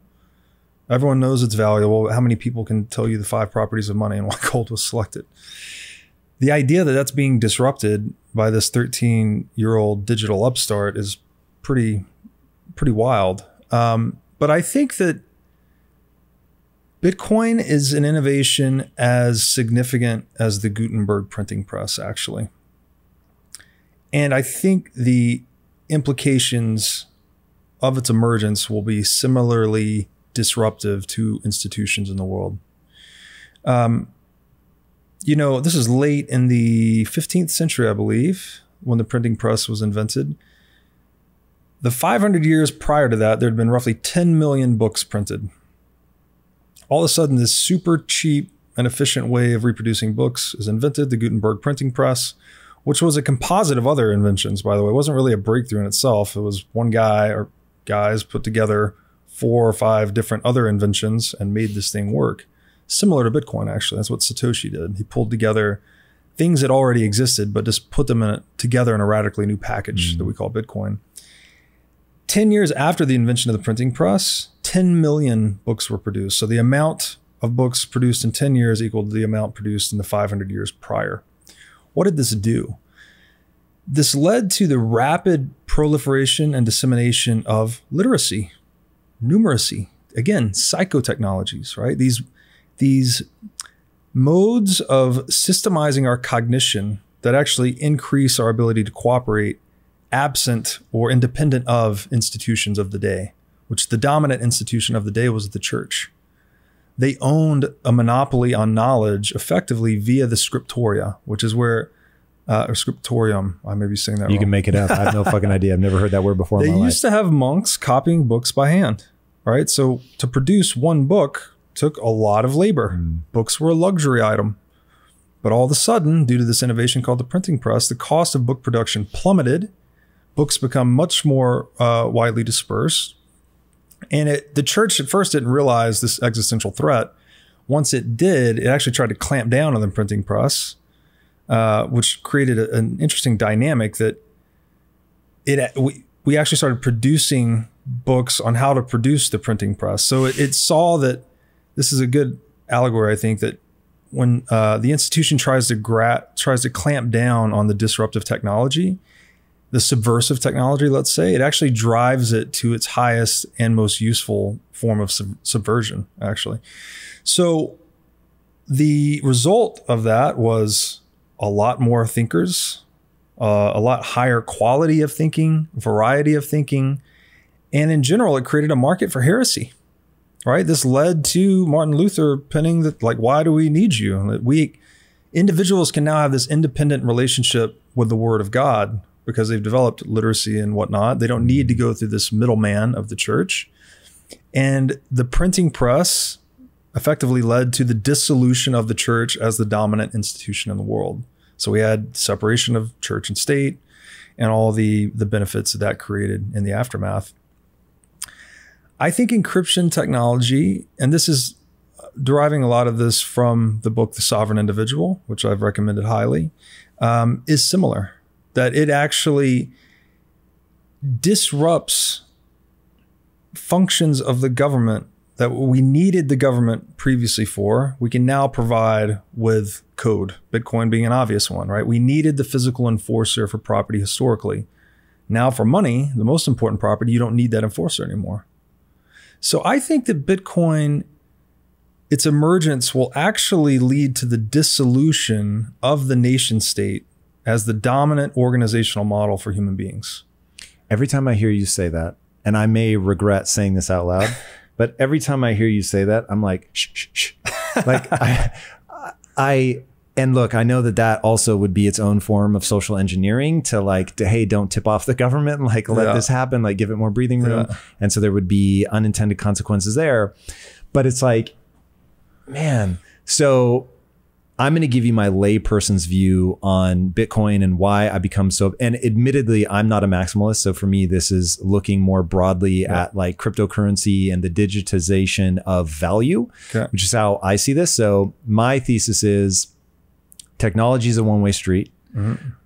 We will find anything that can be turned into code will be turned into code for reasons such as that you can create absolute scarcity. You can now have a blockchain that will track ownership so everybody knows exactly what's going on. There's a transparency to the ledger that we don't have to be slaves to as many laws of physics. You're still going to be tied to energy production. But once you can tap into the basically your nervous system and you can get me to feel like I'm flying, where it is indistinguishable from me actually flying, then all bets are off. And I think given the human desire to pull the levels of our neurochemistry, we will just end up going down that route. So it just makes sense to me that things will be digitized, that money will be digitized, that anything, again, like I said, anything that we can, for sure. It's more efficient, it's more exciting, it's more interesting. It just seems like an inevitable sort of one-way street. And so I'm like, ooh, when I heard about this and finally went down the rabbit hole of learning what it actually is and why it works, I was like, oh, okay, I totally get this. And for me, the priming mechanism was NFTs, because I knew that would make sense for my business. All of that sort of irrelevant. But it took me down the path of learning what this is. And so now I'm like, whoa, whoa, whoa. Not the first time, we're all living through a moment right now where, for the first time, we as just normal individuals are front running the institutions. And so I became obsessed with just getting people to look at it, because I can't see the future, nor can you, nor can anybody. So I don't know what's going to work out. It could end up being a disaster. So I don't want people to just do what I say. I want them to go learn what this is, because I think it is incredibly important for all human beings to be able to think from first principles, meaning you know how things work. Don't just think about things, think about the nature of things. And when you understand the nature of things, you can solve novel problems, a problem nobody's seen before. Nobody can give you a book. There is no way for me to sort of pre-masticate the idea for you. But now you have the information, like with literacy, where you can go on this discovery mechanism, and if you should lead to the same conclusion that I have come to, which is that, oh my God, this moment of panic I had where, so understand, dude, this to me is funny. And I really believe that the purpose and meaning that I'm finding in life is I've had to learn everything the hard way. I'm not particularly bright and I can't think fast, but I can think really fucking deeply about something. And so because I have to learn things the hard way with sort of normal hardware, right? I don't have a genius like that, but then I can sort of explain after I've really spent some time with it, I can explain it, is I had this moment of panic where as this guy who managed to create tremendous wealth in his life by spending 2 decades getting good at business, right? Took me for fucking ever. I did not have natural instincts in entrepreneurship, but I figured it out. And so then have created wealth in my life. But now I'm still ignorant to investing. So I've created like fucking crazy money where people be like, what? But I don't know how to invest it. And so I get involved in the world of investing and I'm telling my money manager, just don't fucking take risks. All right. Like keep this shit as just keep me at the amount of money that I have, the buying power. That's all I'm looking for. I'm not trying to Warren Buffett this shit. I don't need to die as the richest person on earth. None of that matters to me. But they keep like haranguing me. Tom, you can't just do that. Like you, and I'm like, why? And no one could explain it to me. And the confused mind says no. So they would try to explain mechanisms, calls, puts, options, that, you know, every 7 years I could double my money, all that. And I'm like, I don't give a shit about that. I've already made the money. I just want to protect my money now. Right. And then I discover NFTs and then I discover fucking Michael Saylor. And he goes into inflation and like what it means and how it breaks down your buying power. And I thought, oh my God, I have to then keep making money. And I don't want to have to keep making money. That's right. So then I'm like, God damn it. And so I'm looking at inflation and I'm saying, here's one thing I find really fucking distressing. No one can agree on what's happening. So I'm like, then it's not super obvious. You've got Michael Saylor, who's like, Tom, you're going to be broke in 62 days. And then you've got, you know, other people that are like, come on, like it's, you know, we're only around 2%. Like this is all madness. And then you've got people that are in between.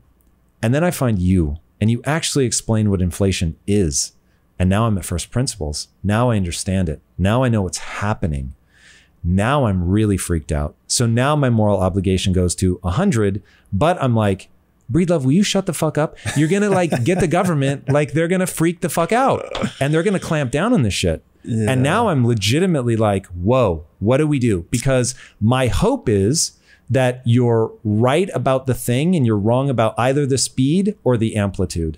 Meaning you're probably right that on a long enough timeline, government takes on a new shape, but it happens over 5 or 6 generations. It doesn't happen in 20 years, which that would be literally bloody and terrifying.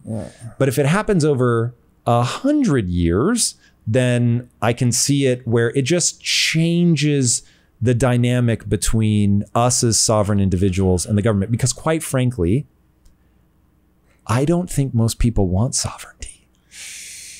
Not 100% sovereignty. Yeah. And I'll explain it through Bitcoin.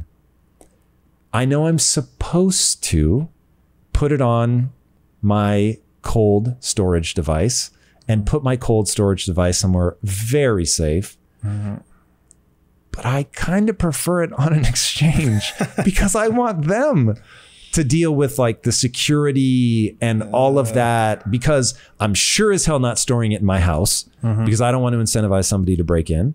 So now I've got counterparty risk of like, I'm storing it at a bank. Like, where am I putting this fucking thing? So I realized, whoa, like I trust myself a lot, relatively bright, very hardworking, like, hey, if anybody can figure it out, I can figure it out. And I still want somebody else to deal with it. Yeah, and that's analogous to wanting a government to be the one to come in and protect my home. I don't want to need a gun. You know what I mean? Shit like that. I want a government to deal with some of these things. Yeah. And again, as a means of either a cognitive expedient or outsourcing security, like that's natural. We want that. And I should make the important point.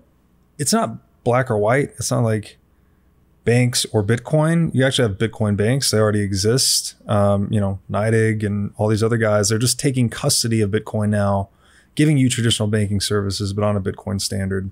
The other aspect is you don't have one pot of Bitcoin. You know, you can put a little with this bank, that bank, this bank. You can spread out your counterparty risk, keep some in self-custody. I mentioned multi-signature earlier. That might be a little bit beyond the scope of this conversation, but you can actually get redundancy plus self-sovereignty. So you could trust yourself, but not make your house a target by using a multi-signature setup, which I think is the most useful schema for custodying your Bitcoin, because you get, again, redundancy. You don't have single point of failure, but you also don't have counterparty risk. And that's going out to like my friends or my family and saying, hey, you 5 or 6 people, you also have to sign for this to be moved. And one of you hopefully goes, did Tom really want this? Right? That's what multi-sig is? Correct. Yeah, you're selecting your circle of trust, basically, and structuring it in a way that a majority would not collude against you, right? Yeah, and that they don't probably even know who each other are. Exactly. And there's a whole lot of game theoretic considerations to that, but it can be done, is the point. And Bitcoin enables this. You can't do that with any other asset. So that's radically new. To your point about Breedlove, shut the fuck up. You're not the only one to say that, actually. People have a bit of reticence about maybe discussing the geopolitical implications of Bitcoin. But the way that I look at it is that these conversations are going to be had. It's just a matter of, are they being had behind closed doors, you know, favoring those in the room, or are these conversations we're going to have out in the open, such that it does not produce such an asymmetric outcome? So maybe I'm wrong. You know, I could be persuaded one way or the other. And I've had a lot of smart people give me really good criticism about it. But it seems to me that in the digital age, you know, in the ethos of openness and transparency, that we discuss what we've done here. What world have we created for ourselves? How does this radical new asset or form of property change the game? And what are the geopolitical implications? What does this do in the broader span of human history to the institutions we've come to depend on? I think it's a fruitful conversation to be had out in the sunlight. I do think, though, that it could be, you know, we're very maybe indoctrinated to some extent that transitions have to be bloody, they have to be violent, and, you know, what have you. But again, a lot of this is rooted in the violability of property. Again, the book, The Sovereign Individual, goes into the logic of violence and how this has changed human behavior and human institutions over time. One simple example here would be the knight on horseback used to be the dominant force in the land because this guy could afford a war horse, afford a suit of armor and a lance. The stirrup actually was very pivotal innovation, because before the stirrup, the armored knight was too heavy to get on horseback, so he didn't have mobility to be the force on the land. So the stirrup, the seemingly simple invention, changed the logic of violence that allowed the knight to become dominant. That shit is so fascinating. Yeah. Things like that. Yeah. And how, like, what a big knock-on effect they have. Yes. Utterly fascinating. So then that was this, you know, had implications on the feudal age and the knight, you know, the moral code of chivalry. All these things emerged from this kind of simple innovation that made the knight the dominant force. But then what happened? We invented gunpowder. So one knight that could take on 50 peasants in armed combat, all of a sudden, one peasant at 200 yards can take out a knight. So it all changes again, right? Chivalry collapses, all these things. So when we change the logic of violence, which means, you know, the economic returns of violence or coercion or the cost of defense, the way we organize ourselves changes. And so you could think of Bitcoin as this new technology that so radically increases the cost to benefit ratio of violence, and that if someone's properly custodied it, again, in a multi-signature format or whatever, there's not any carrot at the end of robbing them. You're not going to get anything, right? You can go and in Bitcoin circles, they call this the $5 wrench attack, because you buy the wrench for $5 and you beat the guy over the head with a wrench until he gives up his Bitcoin.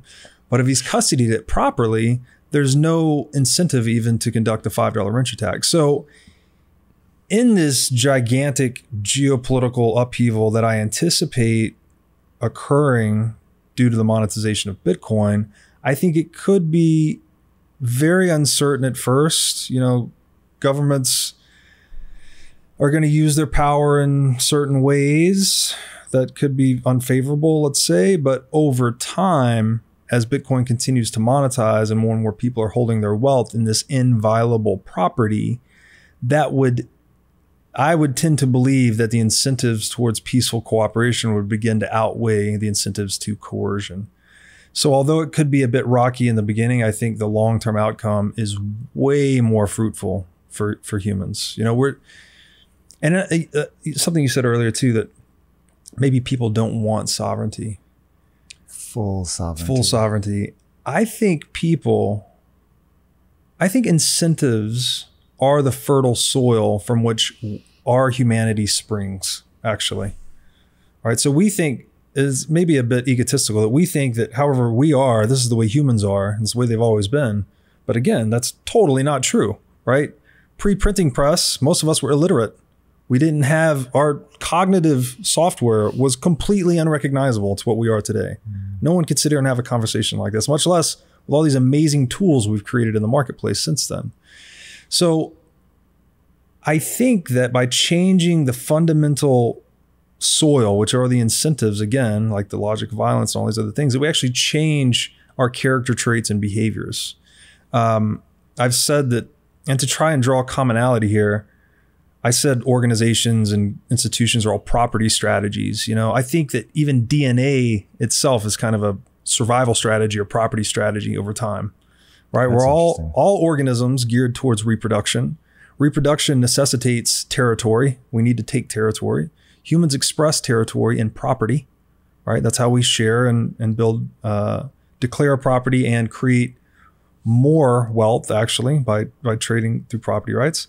So I think that our strategies ultimately conform to the invariants on the game board, if you will. And Saylor talks about one of these as gravity, right? Like gravity is the one invariant that all of these strategies, whether you're a human being, whether you're a building, whether you're a government, like you're adapting your strategy to gravity. It's an invariant, right? You can't, if you changed gravity, it would destroy all the humans and buildings and all the things.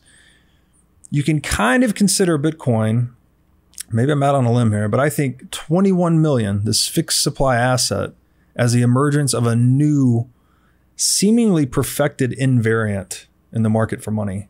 So it forces all of us to change our strategies to adopt this invariant in the space. So this is at the individual level, the institutional level, and at the nation state level. Sounds a bit radical, but I think that if you come to see, you know, DNA as a survival strategy propagating through blood, flesh, and bone, and that all the other creations we make are just, you know, in biology, they call this the extended phenotype. We have the genotype, which is the genetic code, the strategy itself. We implement it in the phenotype, the body, the teeth, the eyes. We have the extended phenotype, which are our tools and technologies, or even our institutions. That it's all a strategy, and that those strategies will adopt themselves to the invariants that we create for ourselves. I think Bitcoin is just the perfect invariant money. Very interesting. Okay, now when I think about the properties of this invariant money, one of them is that there's only ever going to be 21 million. And now it makes money feel like a zero-sum game to me, which maybe out of ignorance. I always felt like my getting wealthy did not take from anybody. I created something they wanted. I gave it to them at a fair price. And that worked out to my advantage in that they got what they wanted in that momentary exchange, but I was able to build value in something that somebody else wanted from me. And so I could sell that to them. And now where money is, let's say, in a world where Bitcoin becomes essentially gold, it becomes the place where people store their value. There's only 21 million. And so now if I'm Jeff Bezos and I have some just insane portion of that and don't have even really a mechanism to intelligently spend it all. And this is where we probably have to get to. People think that Jeff Bezos has all that money sitting in a bank. And of course he does not. He would have to sell portions of his company to get that. So does that notion of equities like go away? really? No. Like, what does that look like? Yeah, it's so really interesting. Stock markets will continue to exist, but I think where maybe your confusion here is, again, purchasing power versus the supply of money. So the purchasing power of money will continue to increase the more wealth we create through free exchange. So although there's only 21 million Bitcoin, it sounds like, this absolutely scarce number, the amount of purchasing power it can contain is unlimited, right? You can have an unlimited. It's not unlimited, right? There is a cap. Like there can only be so many Satoshis per Bitcoin, or is that not true? Well, you can actually soft fork Bitcoin and divide it further. So to your point, each Bitcoin, and a lot of people don't know this, so this is probably important. You don't have to buy a whole Bitcoin. Each Bitcoin is divisible into 100 million subunits called Satoshis. If ever that divisibility were inadequate, we're back to that property of money, divisibility.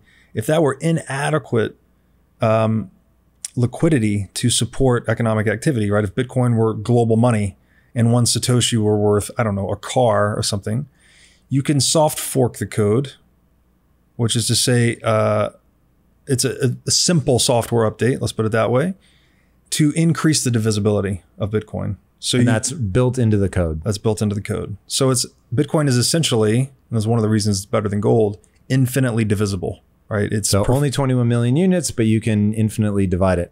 Now, does that have the effect of printing more money?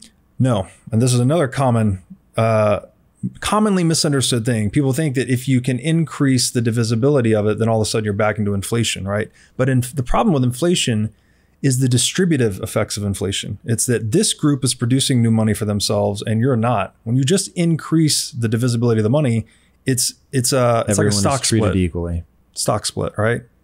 You had one share of stock, now everyone has 10. No one was diluted. Everyone was just increased the divisibility of their stock. That's essentially what this soft fork would be to Bitcoin divisibility.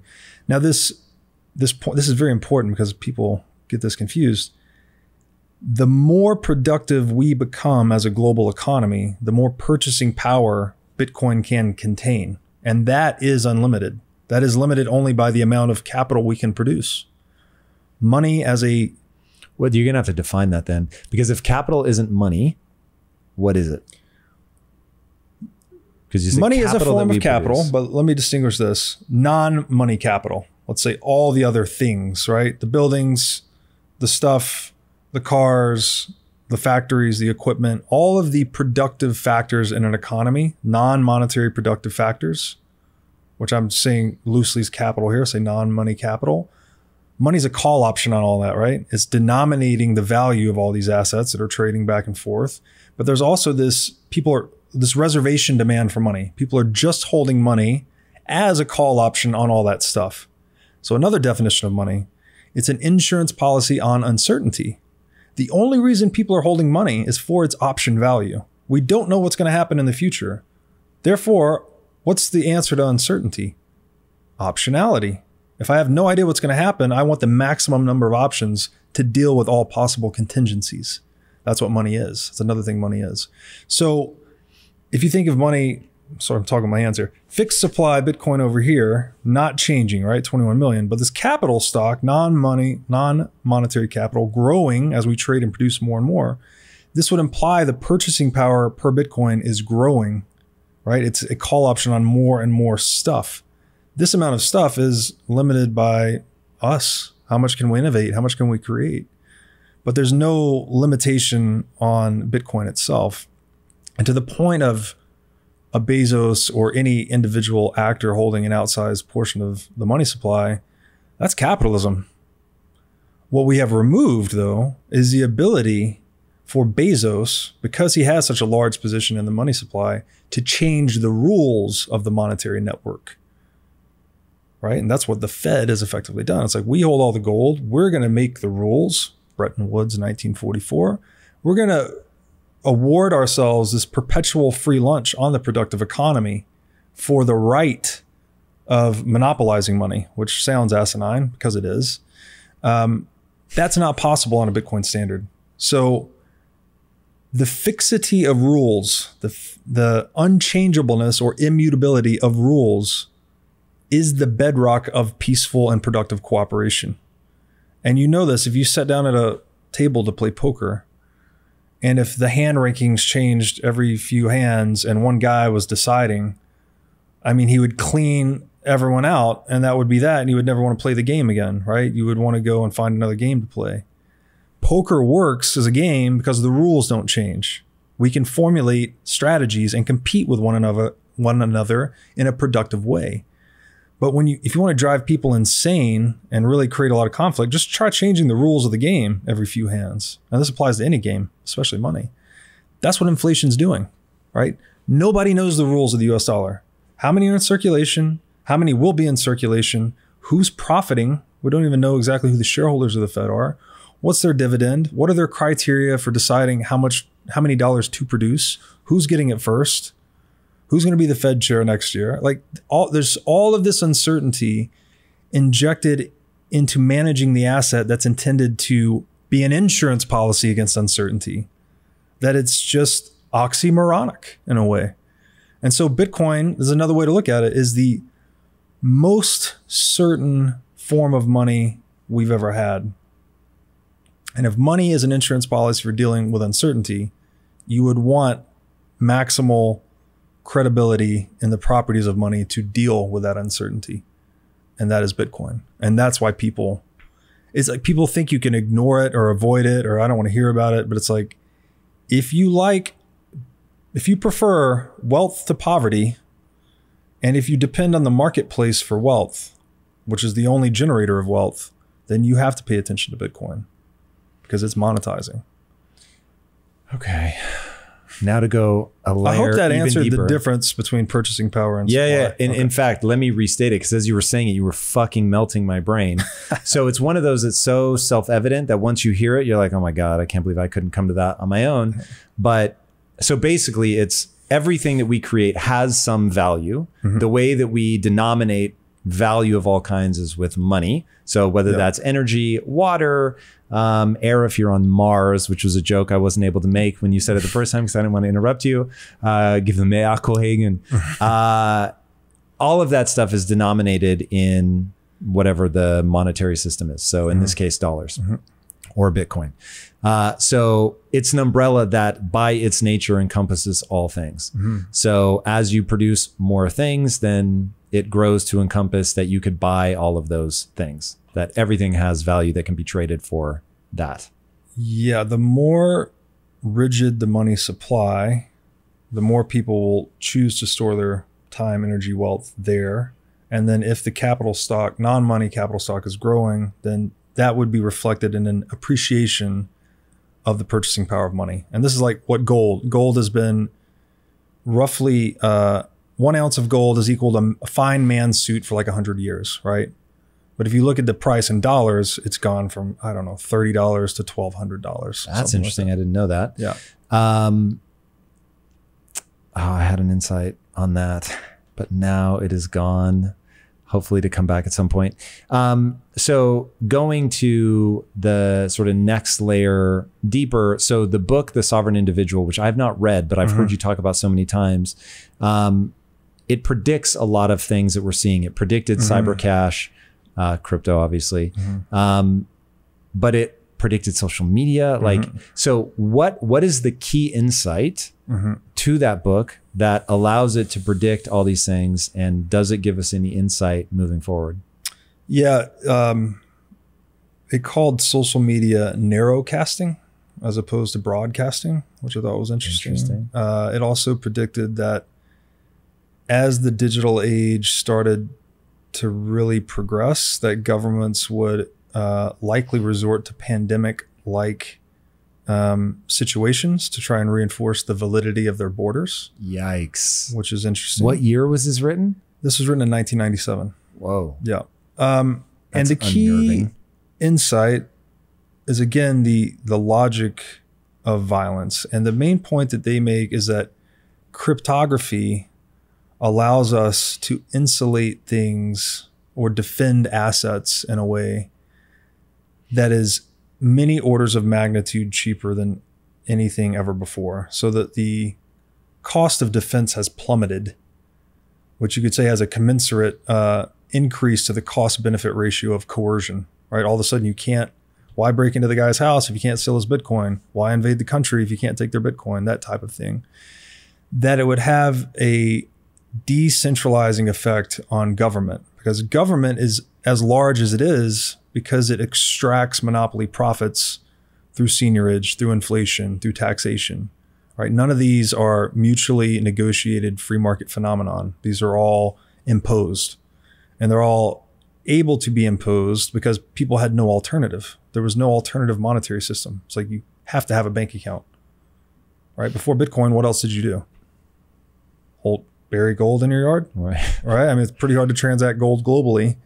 So that's the key insight. And the book, I'll warn you, it's a bit of a dry read, but I would highly recommend getting through it. I think there's a lot of good insights there. Yeah, that's it. The whole idea of decentralization and all of the things that it's going to change. And again, my entry point was NFTs because for everybody, I think there's going to be something that's relevant to your life that forces you to get to first principles thinking. And once you're there and you can predict, then it becomes really fascinating. And as a person in media, what I realized, so I got showed something like 6 years ago. He called it V Atoms. And of course it's become NFTs, but he didn't call it that. And he showed it to me and I was like, yo, that's going to change my business like entirely. And because when I think about, so we're trying to build the next Disney. And when I think about that, you start thinking about, we make things in plastic, plush toys, you know, all that stuff. And it's very expensive to make the first one. And so it gets very difficult to like reinforce your brand. And there was this moment back in the 80s where you could do what they called selling from the shelf, where you would promote the He-Man cartoon with toys on the shelf. And so they knew that moms like mine would take you to Kmart and you didn't want to go with her to the bra section. So you go to the toy section and you would see He-Man sitting there and it would tell you that there was a cartoon. And so you wanted the toy and you watched the cartoon and the cartoon advertised the toy. And so it got into this loop where they could actually make enough money to make the cartoons. So anyway, I'm thinking about all this stuff and I'm like, fuck, it's really expensive. They've changed the laws on advertising and all that stuff. So how am I going to crack that nut? I see these V Atoms and I'm like, whoa, that's going to allow me to create virtual products that, because again, technology is a one-way street. I had a really hard thesis that people will value digital things in the same way that they value physical things. But the technology wasn't ready for prime time. Flash forward, obviously NFTs hit and I'm like, whoa, okay, I recognize this is that V Atoms thing. Like I'm all the way in. But that to be able to understand what I could truly do with it, I had to learn the technology, which forced me to understand blockchain, smart contracts, all that stuff. And then you're like, oh my God, now you can predict where all this is going to go. And that technology, the decentralization of things, the trustless nature of it all, man, it's hard for me to wrap my mind around the business implications. Like when you start thinking about DAOs, because I'm a traditional business guy. And so I'm thinking, whoa, DAOs are really going to come in. It's going to be a fascinating challenge to the traditional way of doing business, which is highly centralized. And so then I'm like, all right, is Steve Jobs right? And that by creating this walled garden, you can create something better? Or is Wikipedia right? Or Android maybe a better analogous example, where it's this open system and it's more decentralized and you let anybody use your operating system that wants to. And man, it's the change that's coming and the rapidity with which it's going to hit us is thrilling if you're looking at it through the right lens. Certainly from a business perspective, I've never been this excited in my life ever. Like this is, it's a moment of disruption. And so in fact, I'm going to put a slight, I think your enthusiasm for Bitcoin captures my enthusiasm for just the moment of disruption that we're living through right now, where when you have, and because in business, it's not scary the way that it's scary thinking about nation states, until NFTs, I was looking at how do I beat Disney at their own game? And so I told my team when we founded the company, I said, our job is to stay in business long enough to figure this out, because I don't right now see the path. Trying to beat Disney at their own game is a losing endeavor. They're 90 years ahead of us. They have untold billions of dollars in revenue. This is all pre-pandemic.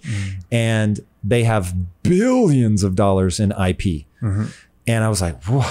Like that's a really tall order. So the only thing we could do is tell better stories. And we were certainly headed down that path of like, I think I see something culturally that's happening that they seem blind to. And so that was what we were going to capitalize on. And then NFTs happened. I'm like, oh my God, like the disruption now that's going to happen, they will be way slower than we'll be to adopt the technology, certainly to push it to its extremes. And so as things disrupt, for people that are able to get to first principles faster and think and be able to solve novel problems in a novel way, you've got like a real shot at something here. Yeah.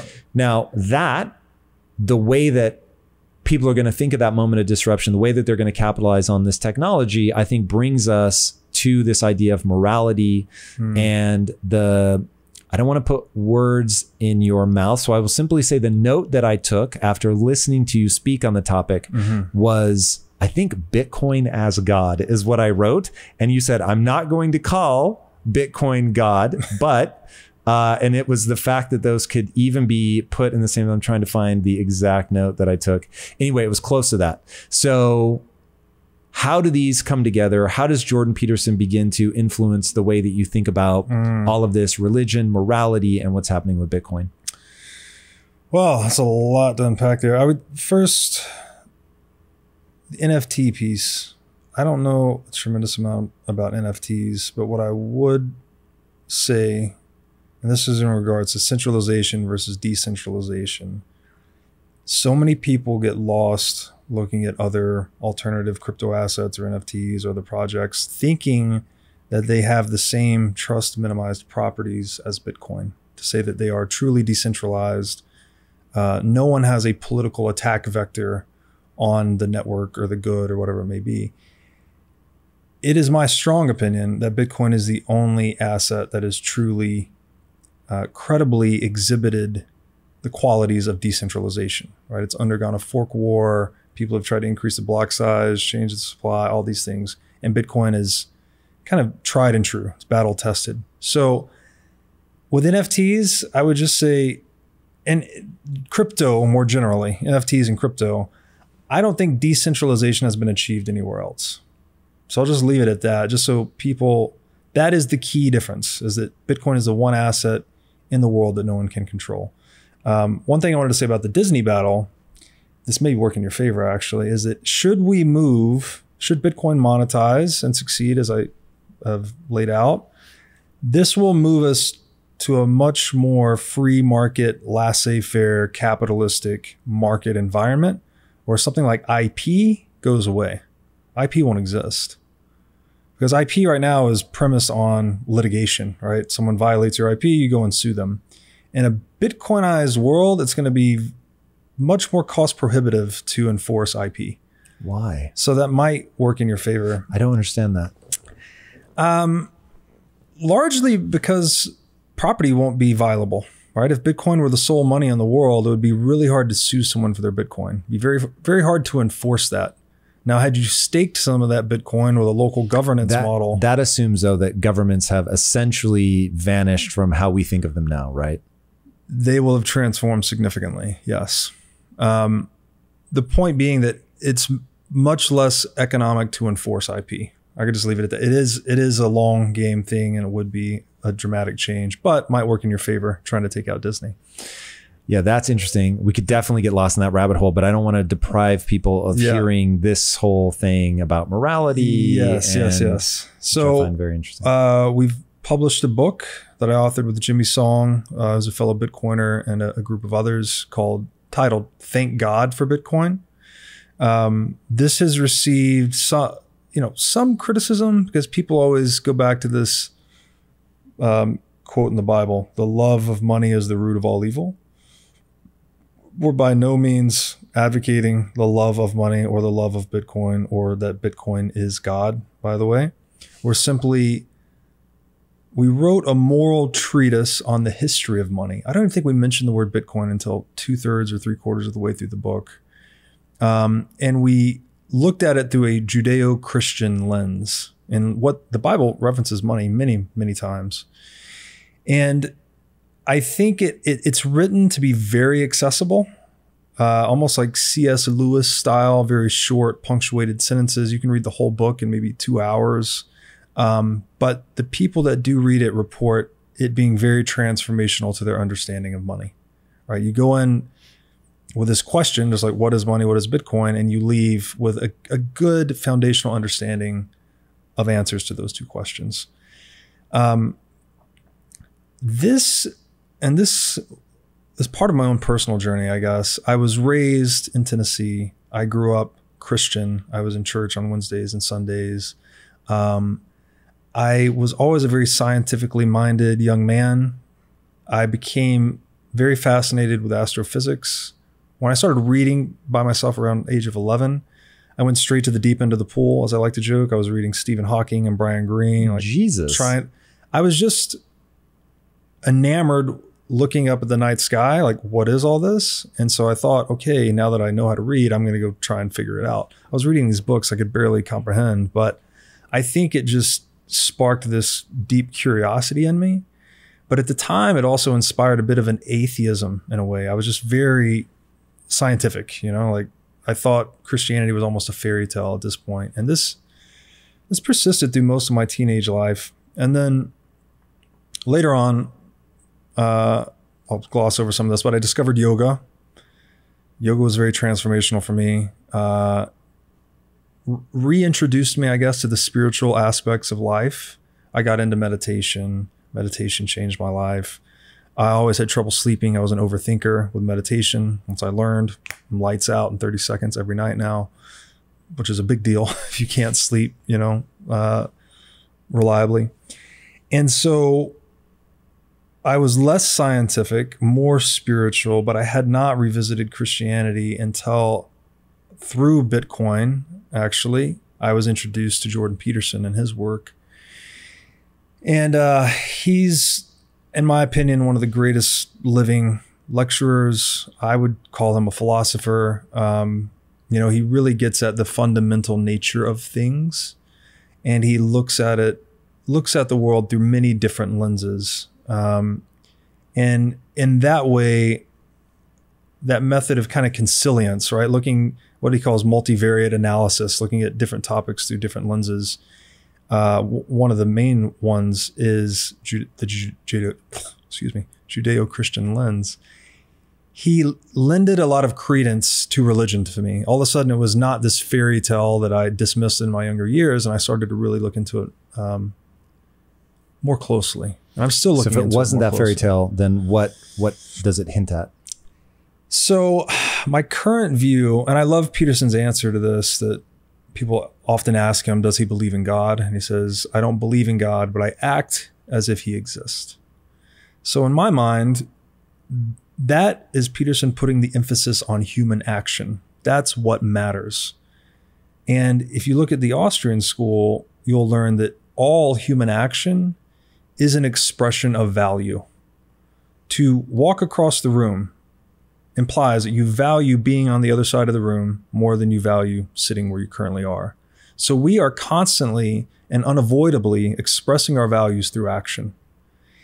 And looking at Christianity, it is this, the Bible specifically, it's not just a moral text, right? It's got, if you read it from the Old Testament to the New Testament, it goes through this moral development of humanity. There's a lot more kind of barbarism early on, and it shows how we learned and developed and changed over time.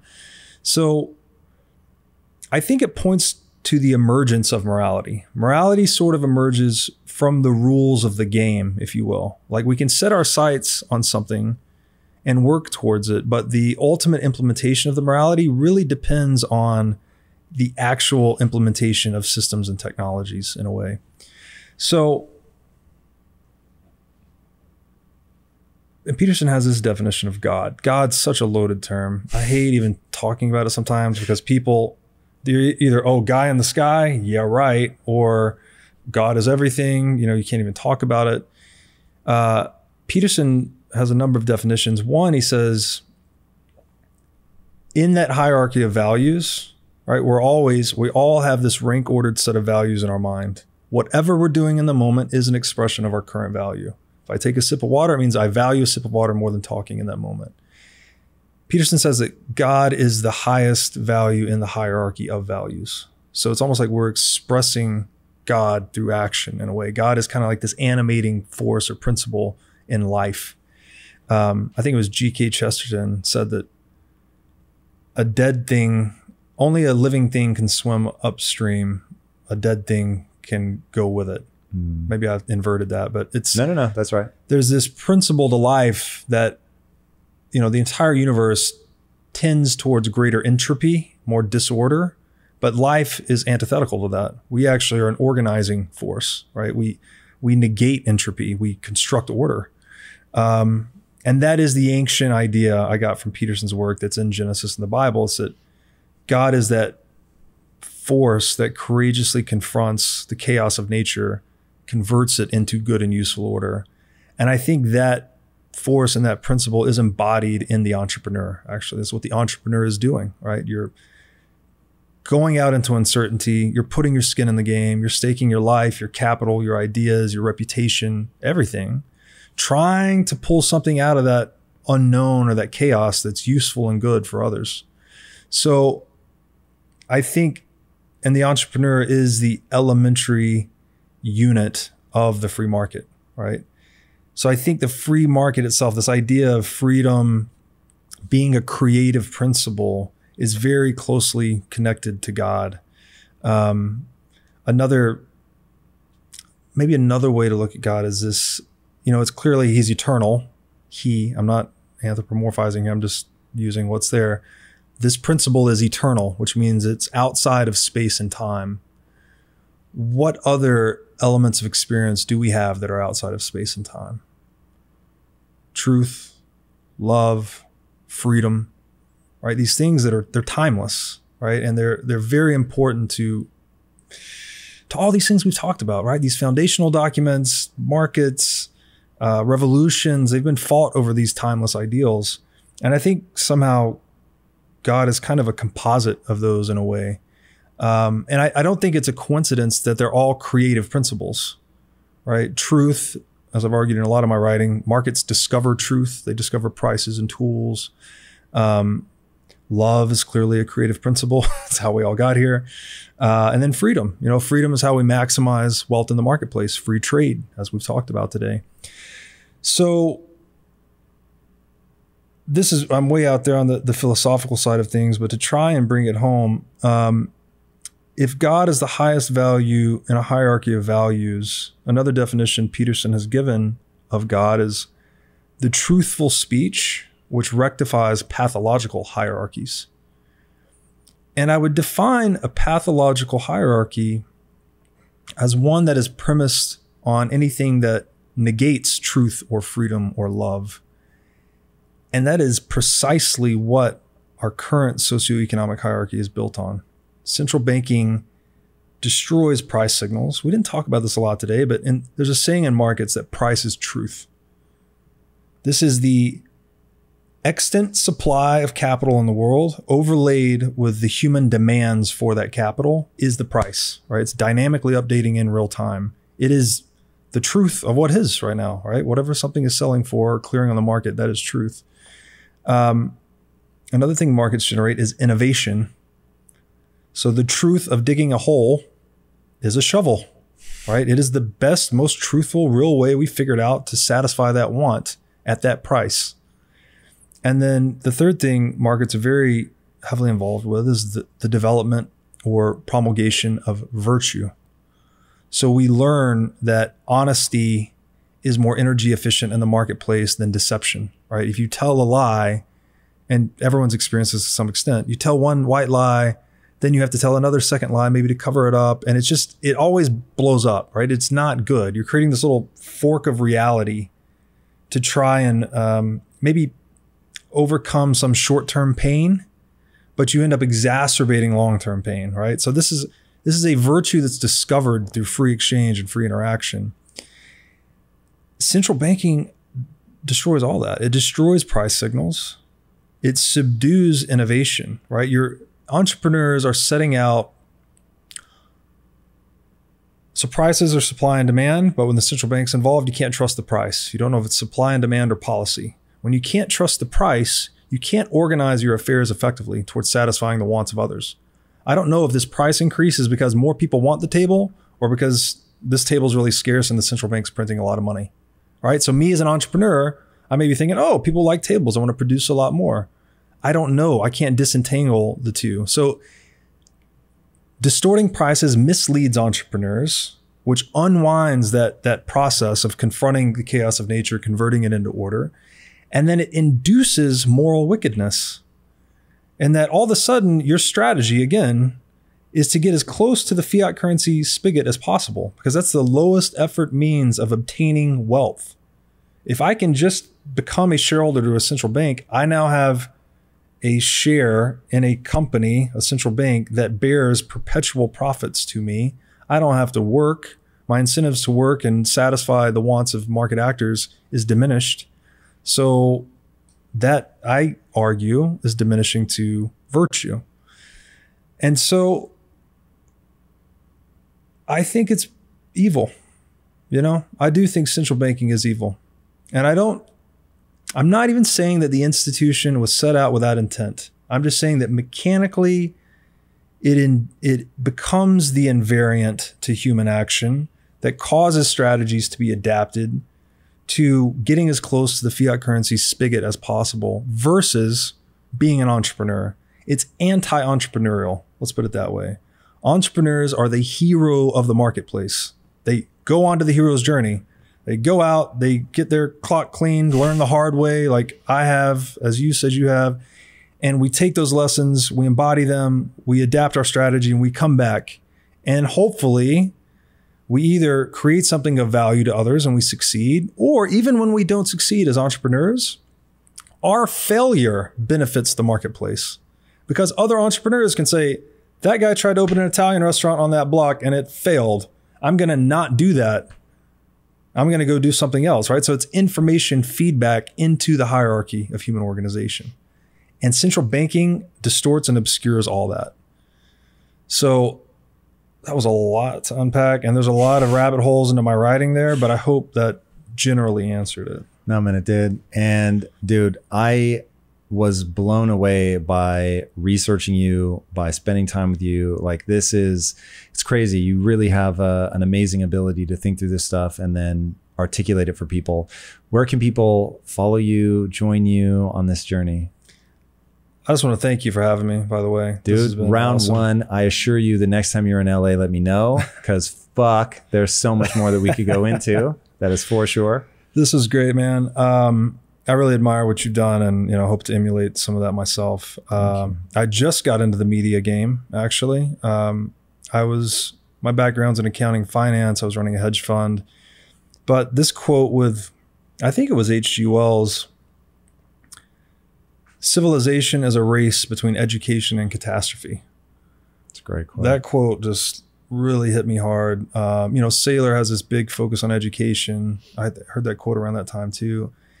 And as an entrepreneur, I'm just trying to listen to the market. People have appreciated my writing and my talking. So I want to focus on that. I want to help enshrine the importance of inviolable property and what it means for humanity. So that's the direction I've gone. The show I launched is called the What is Money Show. So I'm trying to incept that idea into people's mind. I'm on YouTube, whatismoneypodcast.com. And then you could find me on Twitter at Breedlove22, which is my last name, BREEDLOVE22. Word. Awesome, man. Thank you again so much for coming on the show. Boys and girls, be sure to follow him. Trust me, it will blow your mind. And speaking of things that will blow your mind, if you haven't already, be sure to subscribe. And until next time, my friends, be legendary. Take care. Peace.